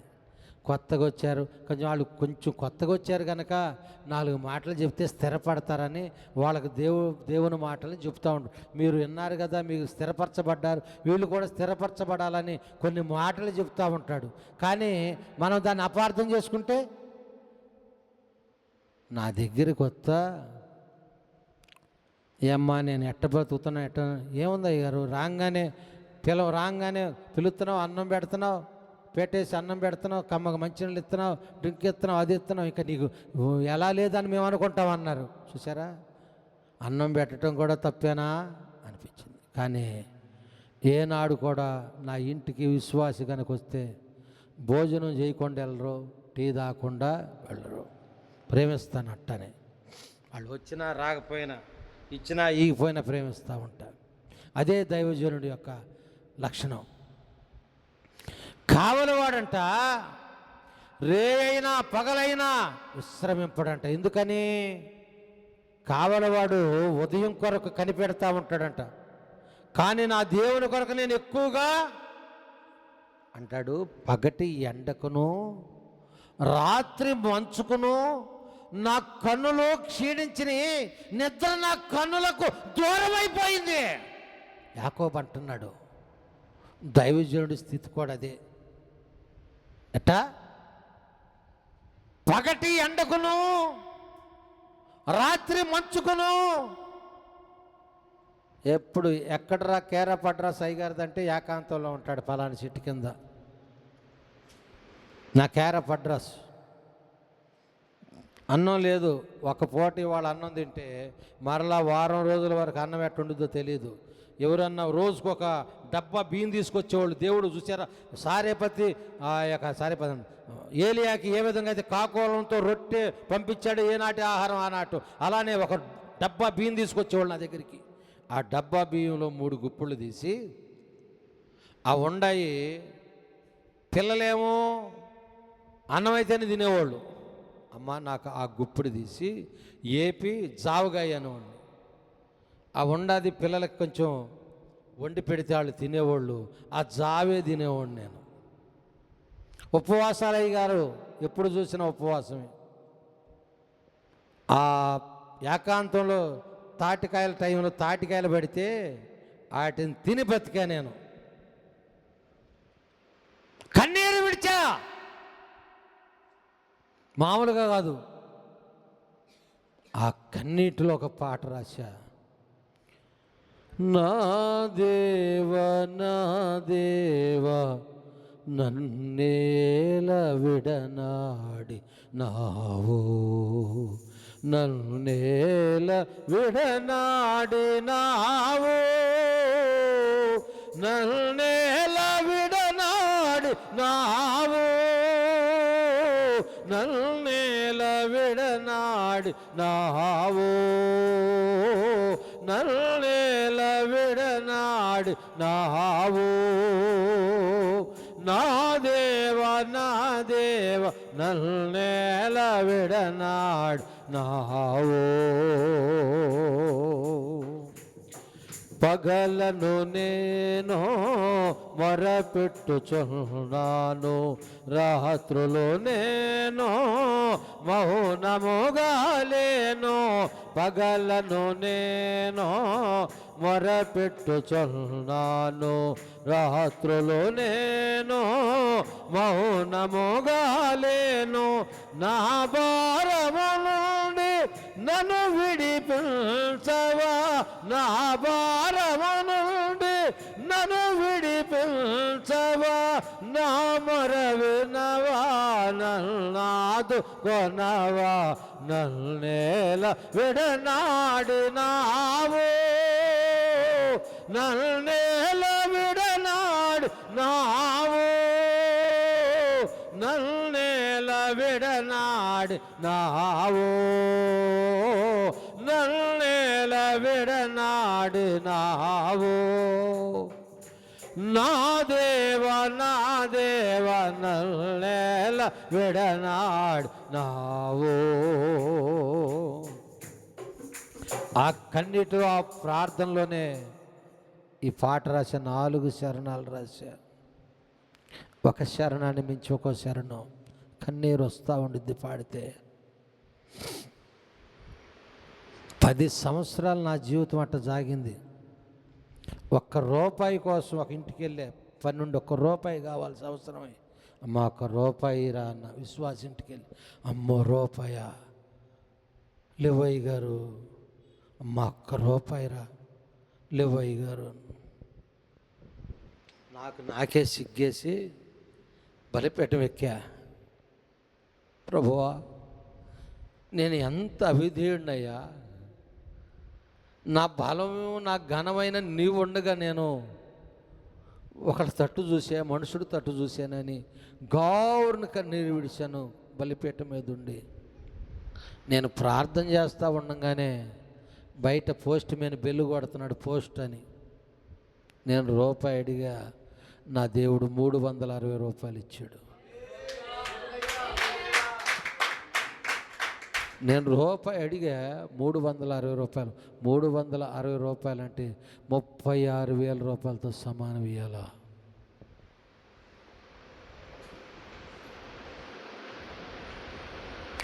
వచ్చి ఆ బలిపీఠ మీద కన్నీళ్ళు ఆగట్లా. ఎంత గొప్ప కార్యం! ఆయాల రూపాయి అడిగితే రూపాయి దొరకలా. మా అయ్యగారు చెబుతుంటే నేను ఏంటి ఎట్ట చెప్తాడు, ఒక ఆయన ఒక 5 రూపాయలు ఇండి పచ్చిమిరకాయలు తీసుకొచ్చి పచ్చడి చేస్తానంటే అమ్మో అని నేను వెళ్ళిపోబోయాడంట. కోటాలు పెడితే మా అయ్యగారు చెబుతుంటే ఏంటి నిజమేనా అనుకునేవాడిని. కానీ నా జీవితంలో నేను అనుభవించాను అలాంటిది. కరెంటుకి అప్లికేషన్ పెడితే 550 రూపాయలు కట్టు, నీ కరెంటు మీటర్ని తీసుకొచ్చి బిగిస్తా అన్నాడు ప్రభు. 550 లేవు నాకు.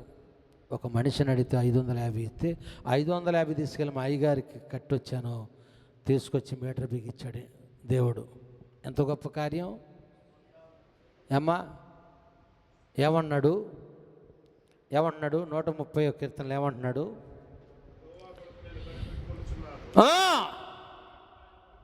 కనిపెడుతున్నావా ప్రియమైన సహోదరుడా? ఎవరి కోసం కనిపెడుతున్నావు? దేని మీద మన ఆశ? ఏమండి, దేని మీద? ఆశలన్నీ నీ మీదనే తీర్చవా ప్రభు,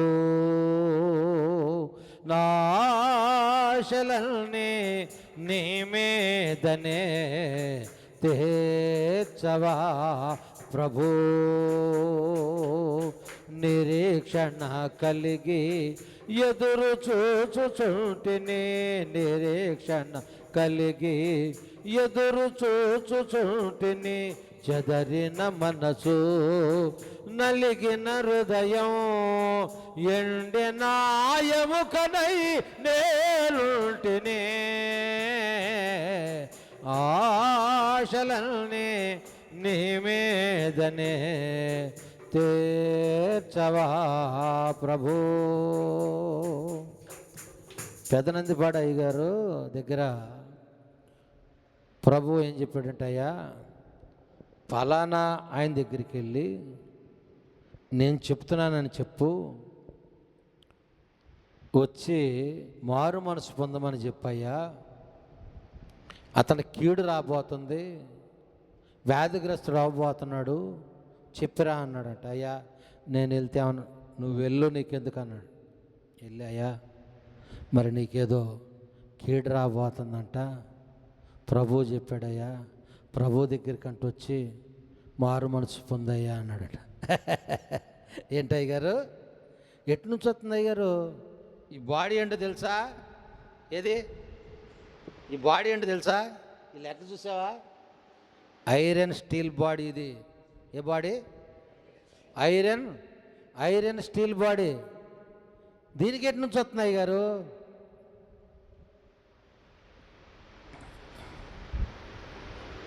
మరలా 2 నెలలకి మళ్ళీ చెప్పాడు, మళ్ళీ వెళ్ళాడు. అయ్యా మారు మనసు అంట పొందే అయ్యగారు, చూద్దాం లేలు అన్నాడు. పైన బాగానే ఉంటాడు అయ్యగారంటే, చూద్దాం లేళ్ళు. 3 నెలల తర్వాత అతనే కబురు పెట్టాడు. ఎవరికి? మేము బయటికి వెళ్ళంగా, ఉంటే గుళ్ళు, లేకపోతే ఏడైనా కోటాల్లో, లేకపోతే ఏకాంతంలో. రోడ్లు ఎమ్మడి తిరగటం, కొంపలు ఎమ్మడి తిరగటం మాకు ఉండదు.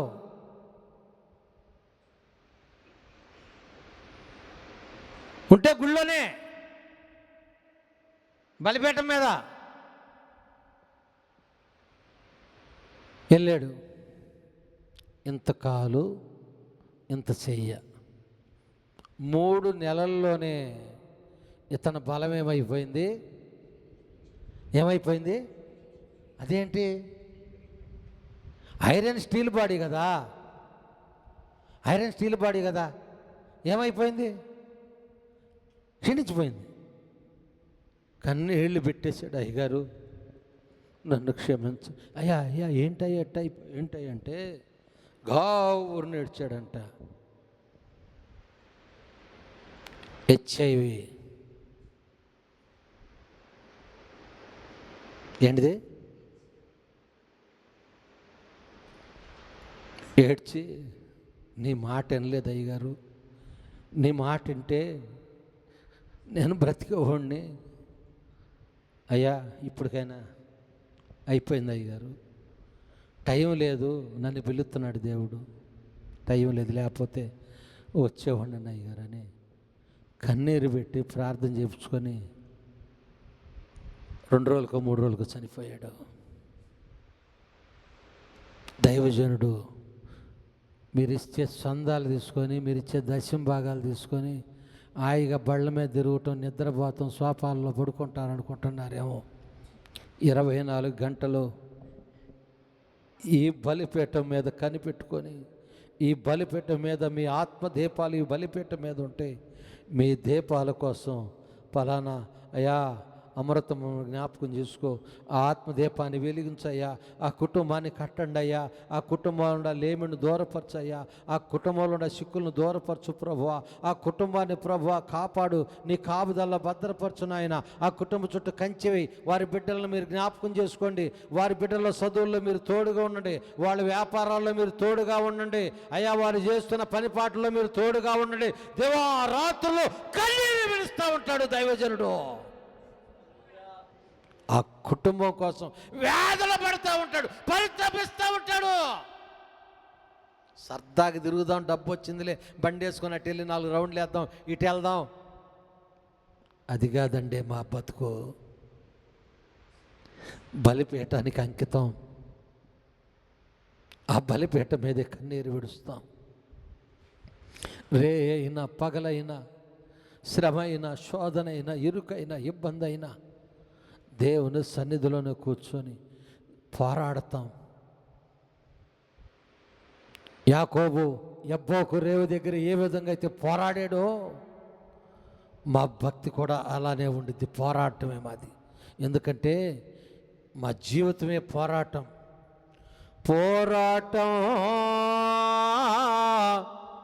ఆత్మీయ పోరాటం చివర శ్వాస వరకు ఈ పోరాటం ఆగదు.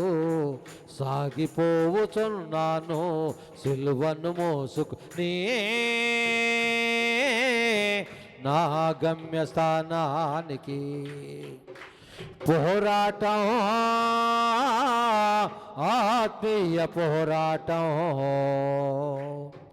నా యేసు కొరకే పోరాడుచున్నాను.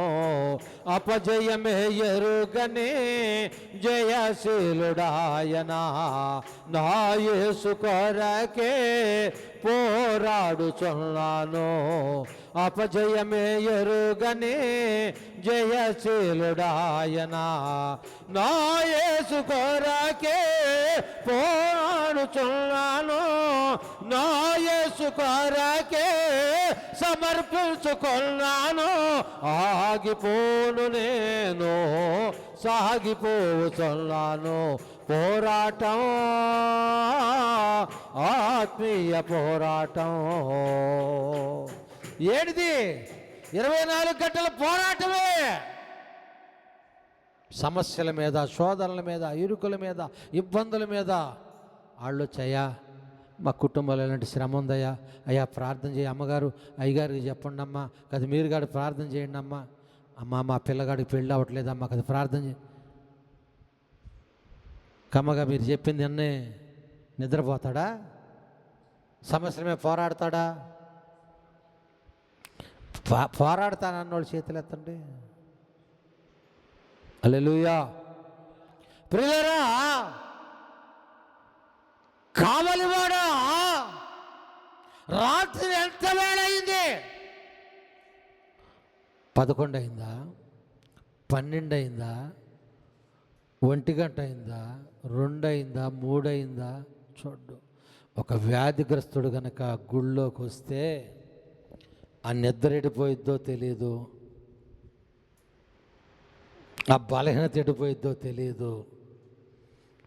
ఈ మోకాళ్ళు ఆ బలిపీఠం వైపు తిప్పి 2 చేతులు ఎత్తి కన్నీరు గారుస్తూ ఉంటాడు ఆ వ్యక్తి బాగుపడే వరకే. హల్లెలూయా. అవునా? అవునా కాదా? అవునా? 11 అయిందా, 12 అయిందా చూడ్డమ్మా. ఎందుకంటే మా పిలిపే అది.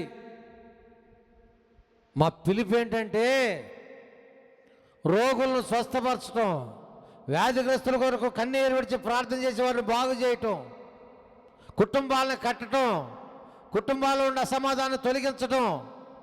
మా పిలుపే అట్లాంటిది. రాజ పిలుపు మాది. ఏ పిలుపు మాది? రాజ పిలుపు. రాజులు మిమ్మల్ని పోషించు తండ్రులుగాను వారి భార్యలు పాలించు దాదులుగాను ఉంటారని చెప్పాడు. వాగ్దానం అది. ఎలాంటిది? ఎలాంటి వాగ్దానం అమ్మా? రాజులైన యాజక సమూహముగా మమ్మల్ని పిలిచాడు. లోకాన్ని జయించేవాళ్ళంగా, లోకములో ఉన్న వాటిని జయించే. లోకంలో ఉన్నదంతా ఏంటిది? నేత్రాశ, శరీరాశ, జీవపుడంబం.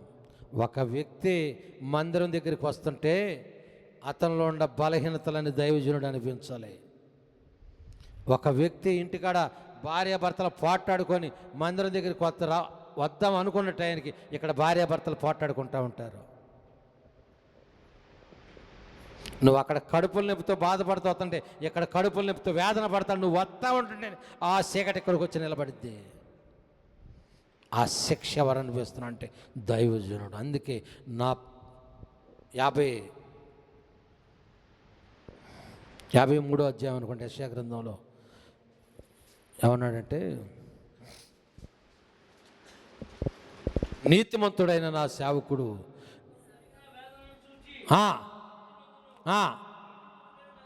నా సేవకుడు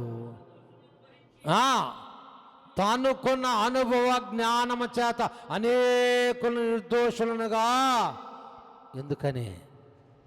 తనకున్న అనుభవ జ్ఞానం చేత.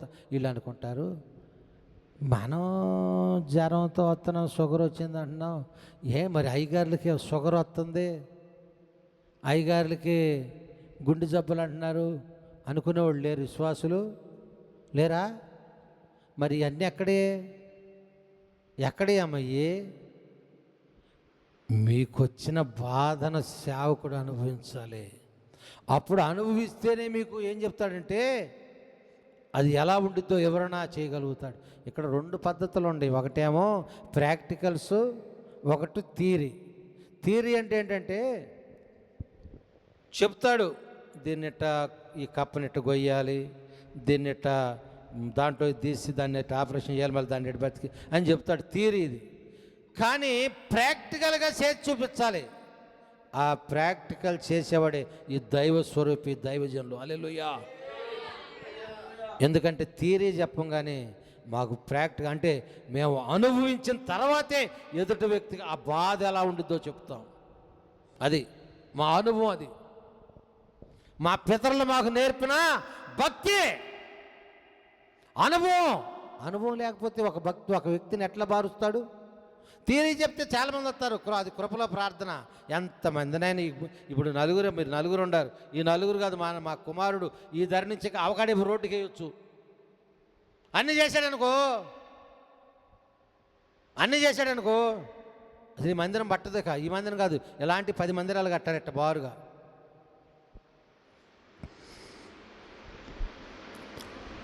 మా అబ్బాయి చెప్తున్నాడు, నేను క్రిస్టమస్ పెట్టను. మా అబ్బాయి అన్నాడు, నేను క్రిస్టమస్ పెట్టను డాడీ అన్నాడు.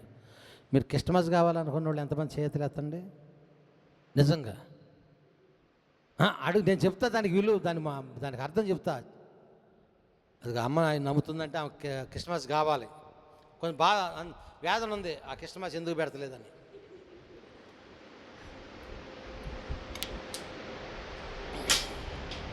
ఇందాకే చెప్పా, నేను ఫస్ట్ ఒక మాట చెప్పా, ప్రార్థన రావటం ప్రాముఖ్యత కాదు, కానీ దైవజనుడు చెప్పేటటువంటి వాక్యం లేఖనం అలా ఉందో లేదో మీరు పరిశీలన చేయాలి. బైబిల్ గ్రంథంలో 66 గ్రంథాలు ఉన్నాయి. ఈ 66 గ్రంథాల్లో ఎక్కడైనా సరే క్రిస్మస్ అనే పదం మీరు చూపెడితే 10,000 బహుమతి ఇప్పుడు ఇచ్చేస్తాను. ఉందా? మరి ఎందుకు చేస్తున్నాం మనం? 66, మొదటి 6 మానవుడు, రెండో 6 యేసుక్రీస్తు మానవుడు. ఇప్పుడు 3-6 అపవాది తాను కూడా ఒక క్రీస్తుగా ఇప్పటికే కొలవబడుతున్నాడు. ఎట్ట కొలవబడుతున్నాడు? క్రిస్టమస్ ద్వారా. ఇప్పుడు 40 దినాలు కాళ్ళకి చెప్పులు లేకుండా తెల్ల బట్టలు వేసుకొని, బైబిల్లో ఎక్కడైనా రాయబడిందా? ఎవడు చెప్పాడు మరి మీకు? బైబిల్లో శ్రమల కాలం అని రాయబడిందా? బూడిద బుధవారం అని రాయబడిందా? బస్సో బుధవారం. మరి బైబిల్లో లేనిది ఈడెవడండి చేయటానికి? అంటే బైబిల్లో లేని ప్రభు ఒకటే ఒక మాట చెప్పాడు, బైబిల్లో నుంచి ధర్మశాస్త్రంలో ఒక పొల్లైనను సున్నైనను మీరు తీసివేయకూడదు, కలపకూడదు. మరి నువ్వేవాడు కలపటానికి తీసేయటానికి? నేనేవాడిని? మీరు జాగ్రత్తగా ఆలోచన చేయండి. మేము ఇవన్నీ చేసామనుకో, చెప్పేగా మా కుమారుడు పెద్దది కట్టాలి, దగ్గర 100 అడుగులు 100 అడుగులు బారు 50 అడుగులు ఎడాలు పెట్టి, మరి సిటీలో ఉన్నాడుగా, భోగేసుకోవటమే. ఈ కారు మెయింటెనెన్స్ చేస్తారు. 2-3 కార్లు, కొడుకు ఒక కారు, అమ్మగారికి ఒక కారు, వాడికి ఒక కారు, 3 కార్లు, అయ్యగారు 3 కార్లు భోగేసుకోవటమే. ఎంత డబ్బు వచ్చింది? ఎందుకు శ్రమ? ఎందుకు? ఏమా నిజమా కాదా? మరి ఎందుకు? నిజమేనా? నిజమేనా? మరి ఎందుకు? నేను చేయను. కొంతమంది చేసేవాళ్ళు ఉన్నారు మాలోనే, మేము చెయ్యం. దేవుని యొక్క వాక్యం ఉండట్టుగా ప్రకటించడమే మా కర్తవ్యం. లేని వాటిని కల్పించం మేము. నువ్వు వచ్చావా రాలేదా, వాళ్ళు అయ్యో ఇటు చెప్తే వాళ్ళు రారేమో, ఇటు చెప్తే వీళ్ళు రారేమోనని ఏనాడు కూడా భయం కానీ అధైర్యం కానీ ఏనాడు లేదు. ఉండట్టు దేవుడు ఏ విధంగా వాక్యాన్ని ప్రకటించాడో ఆ విధంగా ప్రకటించటమే మా కర్తవ్యం.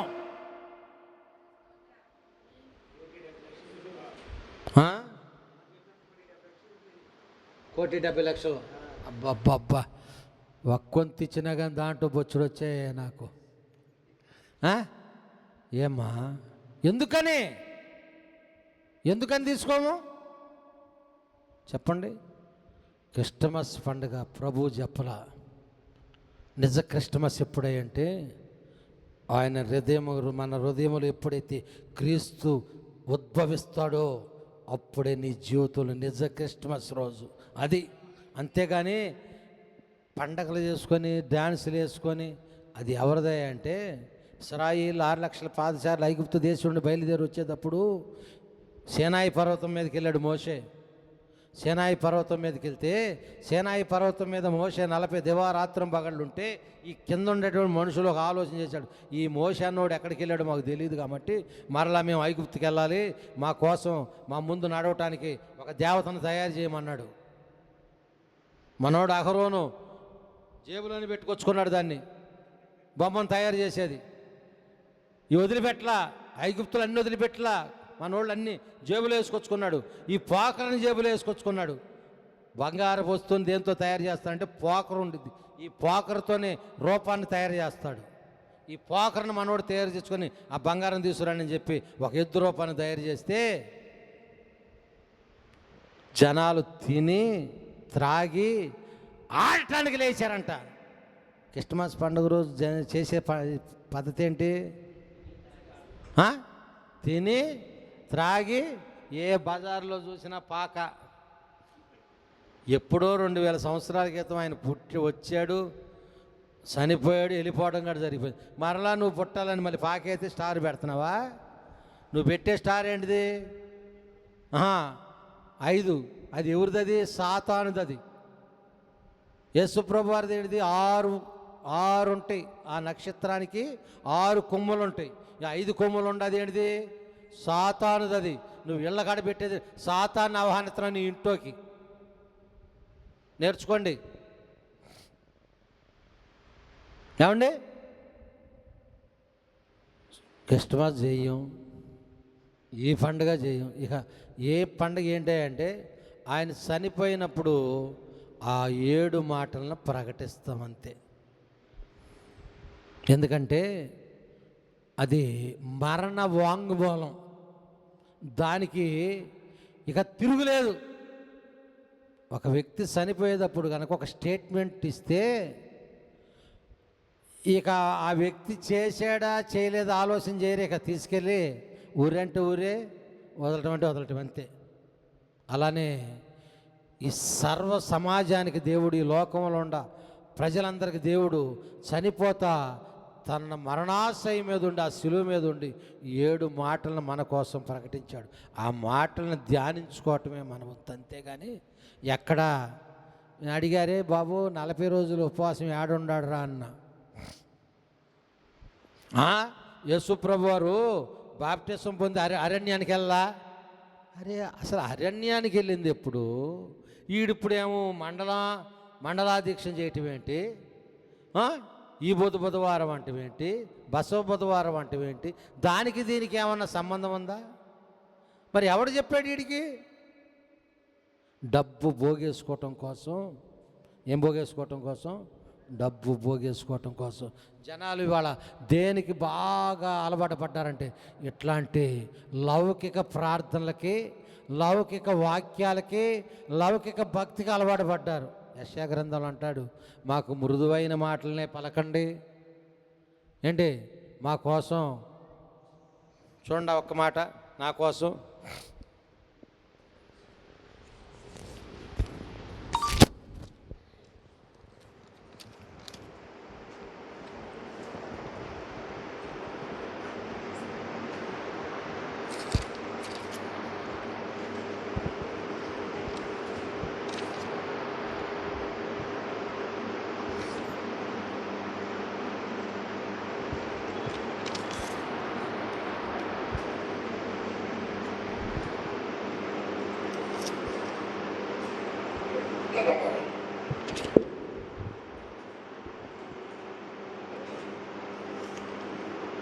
ముప్పై అధ్యాయం 10వ వచనం. దర్శనం చూడవద్దని దర్శనం చూసువారితో చెప్పువారును యుక్త వాక్యములను మాతో ప్రవశింపకుడి, మృదువైన మాటలనే మాతో పలుకుడి, మాయా దర్శనాలను కనుడి, అడ్డమ రాకుండా త్రావ నుండి తొలుగుడి. ఇశ్రాయేలు పరిశుద్ధ దేవుని సంగతి మా ఎదుట ఎత్తకుడి అని భవిష్యత్తు జ్ఞానులతో పలుకువారునై ఉన్నారు. ఎట్టుండారంటండి ఇవాళ జనాలు? ఎట్టుండారమ్మా? దర్శనము చూడవద్దని దర్శనం చూసువారితో చెప్పువారును. ఏ వాక్యం అంట? యుక్త వాక్యములను మాతో ప్రవశింపకుడి. ఎట్టా? మృదువైన మాటలు, కష్టమైన మాటలు చెప్పొద్దు. కష్టమైన మాటలు చెప్తాను ఎట్లా అనుసరిస్తాం? లేరా ఇవాళ? అంతా ఇదే ఇవాళ. ఇవాళ జరిగే తంతంతా ఇదే. ఆ దినాల్లో భక్తులు కన్నీరు గార్చి మోకాళ్ళ మీద ఉండి తినక ఇలాంటి సంఘాలు గడితే ఇవాళ జనాలు దేనికి మరిగారంటే ఇలాంటి యుక్త వాక్యాలు చెప్పటానికి, మాయా దర్శనాలు చెప్పటానికి బయలుదేరారు. మీరే ఆలోచన చేయండి ఒకసారి. ఏమన్నాడు? కావలివాడా రాత్రి ఎంత వేళయింది, ఎందుకు అర్ధరాత్రి పూట ఎవడు వస్తాడో తెలియదు. ఒక దైవజనుడి దగ్గరికి ఒక పిల్లని ఎత్తుకొని వెళ్ళారు. ఒక పిల్లని ఎత్తుకొని వెళ్తే రాత్రి 12 అవుతుంది. 12కి ఆ దైవజనుడి వెళ్తే ఆ గేటుల దగ్గర ఉన్నటువంటి వ్యక్తి, అయ్యగారికి ఫోన్ చేయన్నారు. ఫోన్ చేశారు. రేపు 10ంటికి రామని అన్నాడు. ఇప్పుడు రేపు 10ంటికి రామన్నాడు. ఇప్పుడు కుదరదు, రేపు 10ంటికి రామన్నాడు. అమ్మాయి వెళ్ళండి. అయ్యా పిల్ల అల్లాడిపోతున్నాయి. రేపు 10ంటికి రమ్మన్నాడుగా, వెళ్ళమా. వెళ్తా అది ఇక్కడే ఉన్నాడు అయ్యగారని నా బజారుకు వచ్చారు.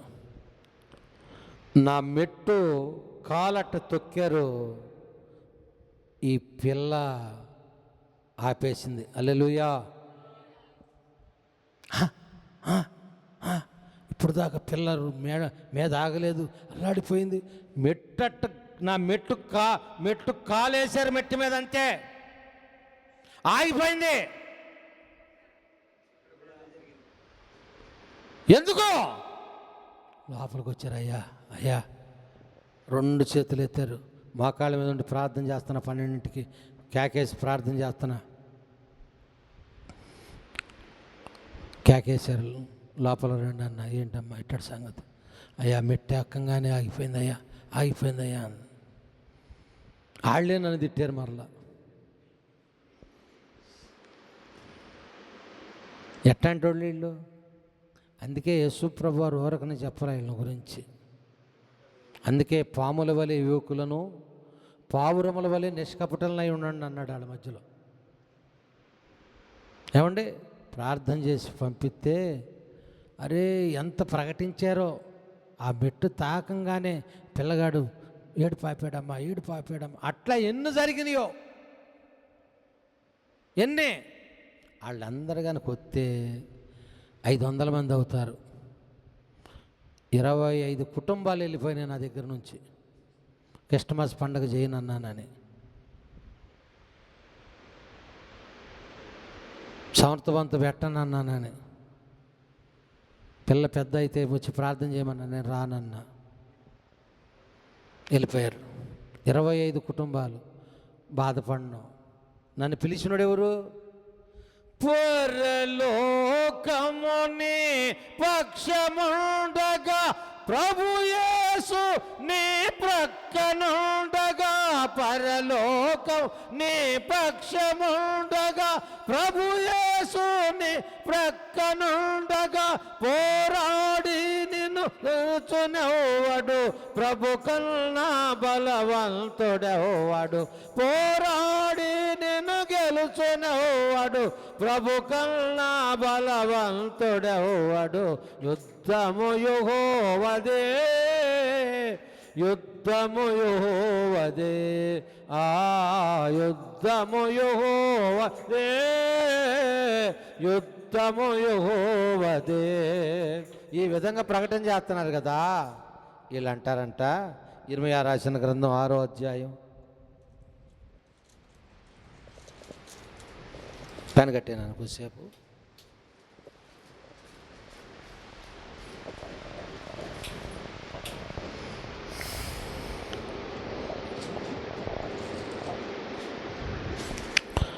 పదిహేడు వచ్చిన కాడి నుంచి,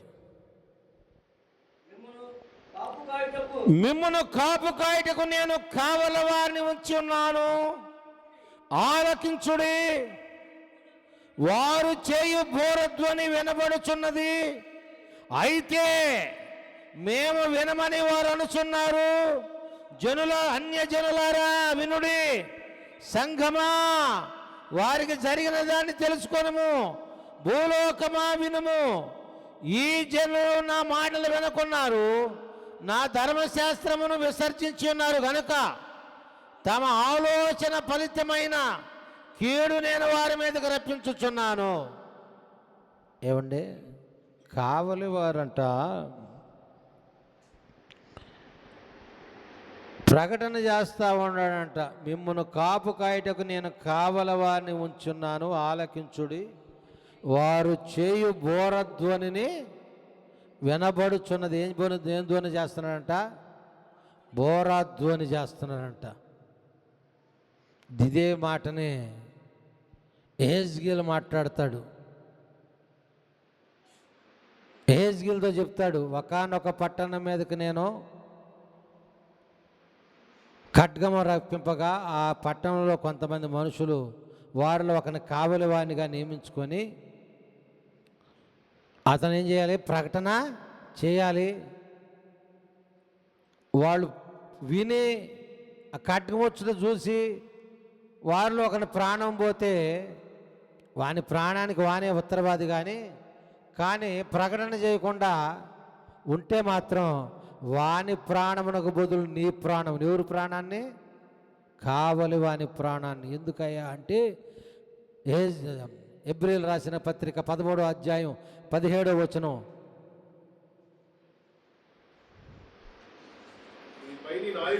మీ పైన నాయకులుగా ఉన్నవారు లెక్క ఒప్పజెప్పవలసిన వారి వలె మీ ఆత్మలను కాయుచున్నారు. వారు దుఃఖముతో ఆ పని చేసిన యెడల మీకు నిష్ప్రయోజనం. ఎందుకు? దుఃఖంతో ఆ పని చేస్తే ఏంటంట? నిష్ప్రయోజనం. జాగ్రత్త. మిమ్మల్ని కాపు కాయటానికి ఎవరు నియమించన్నాడు? కావలి వారిని. 7వ వచనం కాడ చూడయ్యా, 7 మీకు దేవుని వాక్యమును బోధించి మీ పైన నాయకులుగా ఉన్నవారు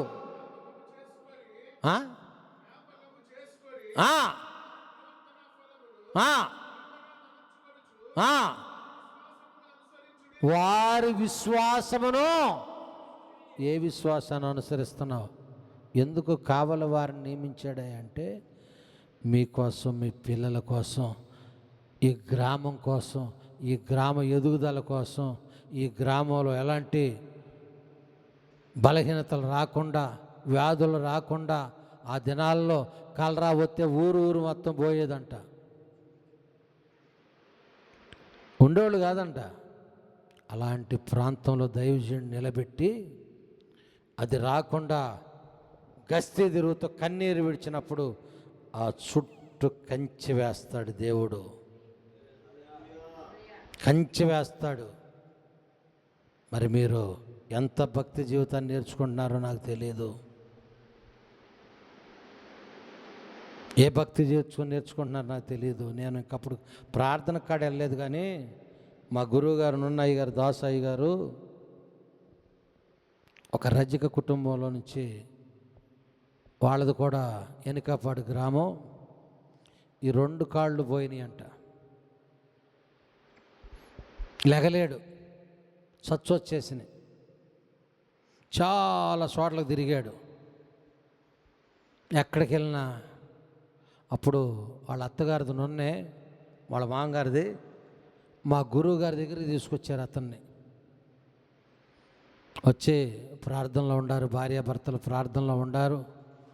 2 నెలలకి 3 నెలలకి చక్కగా లేచి నడవటం, తన పని దాన్ని చేసుకుంటాం. ఒక 6 నెలలు అయ్యేపటికి మంచి ఆరోగ్యంగా ఉన్నాడు. ఇక పనికి వెళ్తున్నాడు. రావన్నారు కాళ్ళు. పనికి వెళ్తా అట 1 సంవత్సరం 2 సంవత్సరాలు గడిచింది. ఈ పనికి వెళ్తా ప్రార్థనా జీవితాన్ని మానేశాడు, ప్రార్థన వదిలిపెట్టేశాడు. దైవజనుడికి దర్శనం వచ్చింది. చుట్టిల్లు కూలిపోయినట్టు వెళ్ళి లేపి చెప్పరా అంటే, మా గురువుగారికి ఎప్పుడు దర్శనం అవుతే అప్పుడే లేచి వెళ్ళిపోవాడంట. 2 మనుషుల్ని ఎమ్మడబెట్టుకొని వెళ్ళి కేకేసి, అయ్యా ఇది ఇట్ట దర్శనం వచ్చిందయ్యా. మళ్ళీ అయ్యగారు చూద్దాంలే చూద్దాంలే అయ్యగారు చూద్దాంలే అన్నాడంట. మరలా 3 నెలలకి మళ్ళీ ఇంకో దర్శనం వచ్చింది. పక్షి వచ్చి పిల్లని, కోడి పిల్లని తండుకొని వెళ్ళిపోతుందంట. అరే రే రే రే అన్నాడు. వెళ్ళి మళ్ళీ చెప్పాడంట. మళ్ళీ చెప్పాడు, అయ్యారు అటు అయితే అటు అయింది, ఇటు అయితే ఏమవదలే పండి అన్నాడంట. ఏమన్నాడు? మొదటేమో చూద్దాంలే అయ్యగారు అన్నాడు. రెండోసారి వెళ్తే ఏమవదలే అయ్యగారు అన్నాడు. ఎన్టీపీసీ తెలుసుగా, ఎక్కడా? ఎన్టీపీసీ ఎక్కడా? కరెంట్ ఆఫీస్ ఎక్కడా? నున్న ఎన్టీపీసీ ఇక్కడ బోడపాడు దగ్గర, ఇక్కడ కాలువ దగ్గర ఇది కడుతున్నారు. అక్కడ ఆ కట్టేటప్పుడు మట్టి దోలుతున్నారు. మట్టి అరలోడ్ చేసి వెళ్తూ ఉన్నప్పుడు ఈ ట్రాక్టర్ మీద 3 ఉండారు. వెళ్తా ఉండగానే ట్రాక్టర్ గిర్రనట్టు తిరగటం, ఇతను మాత్రమే చనిపోయాడు. వాళ్ళిద్దరికి ఏమవ్వాల, ట్రాక్టర్కి ఏమవ్వాల. ప్రభు అంటానికి కూడా వీళ్ళు, మీరు అనుకుంటారు వాళ్ళు ఏదో చెప్తున్నారు, ఎందుకయ్యా కన్నీరు విడిచేది అంటే, దైవజనుడు మీ ప్రాణాలను కాపాడటం కోసం, మిమ్మల్ని కాపుగాయటానికి, మీ పిల్లల్ని కాపుగాయటానికి, మీ కుటుంబాన్ని కాపుగాయటానికి కావలవాడండి. మీకు ఒక కావలవాడు ఆయన. ఆ కావలవాడు మాటింటే మన బ్రతుకులు క్షేమంగా ఉంటే, సమాధానకరంగా ఉంటే, కుటుంబాలు హెచ్చింపబడతాయి, ఆశీర్వదించబడతాయి, దీవించబడతాయి. ఎవరైతే ఆ కావలవానికి అనుకూలంగా ఉంటారో అట్టి కుటుంబాలను దేవుడు ఆశీర్వదించబడనుగాక. అట్టి వారి బిడ్డలు అత్యధికంగా అభివృద్ధి నొందునుగాక. నువ్వు ఏ విధంగా ఉంటున్నావు ఒకసారి పరిశీలన చేయి. రే అయినను పగలైనను విశ్రమింపుడంట. కావలవాడ రాత్రి ఎంత వేళైనది. మళ్ళీ అంటున్నాడు, కావలవాడా రాత్రి ఎంత వేళైనది, ఎంత వేళైనది అడుగుతున్నాడంట. అక్కడే 21వ అధ్యాయం చూడండి, యెషయా గ్రంథం ఏం చెప్తాడు? 6వ వచనం చూడు.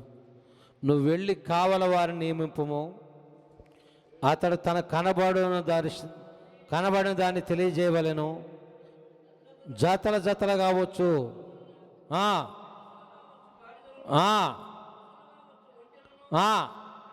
ఏంటండి గాడిదలేంటి, ఈ ఒంటిలేంటి, ఇవన్నీ ఏంటి?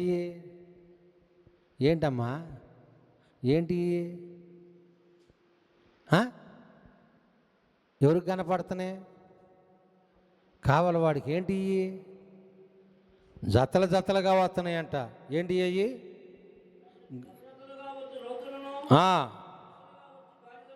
మనుషులుగా వరుసలుగా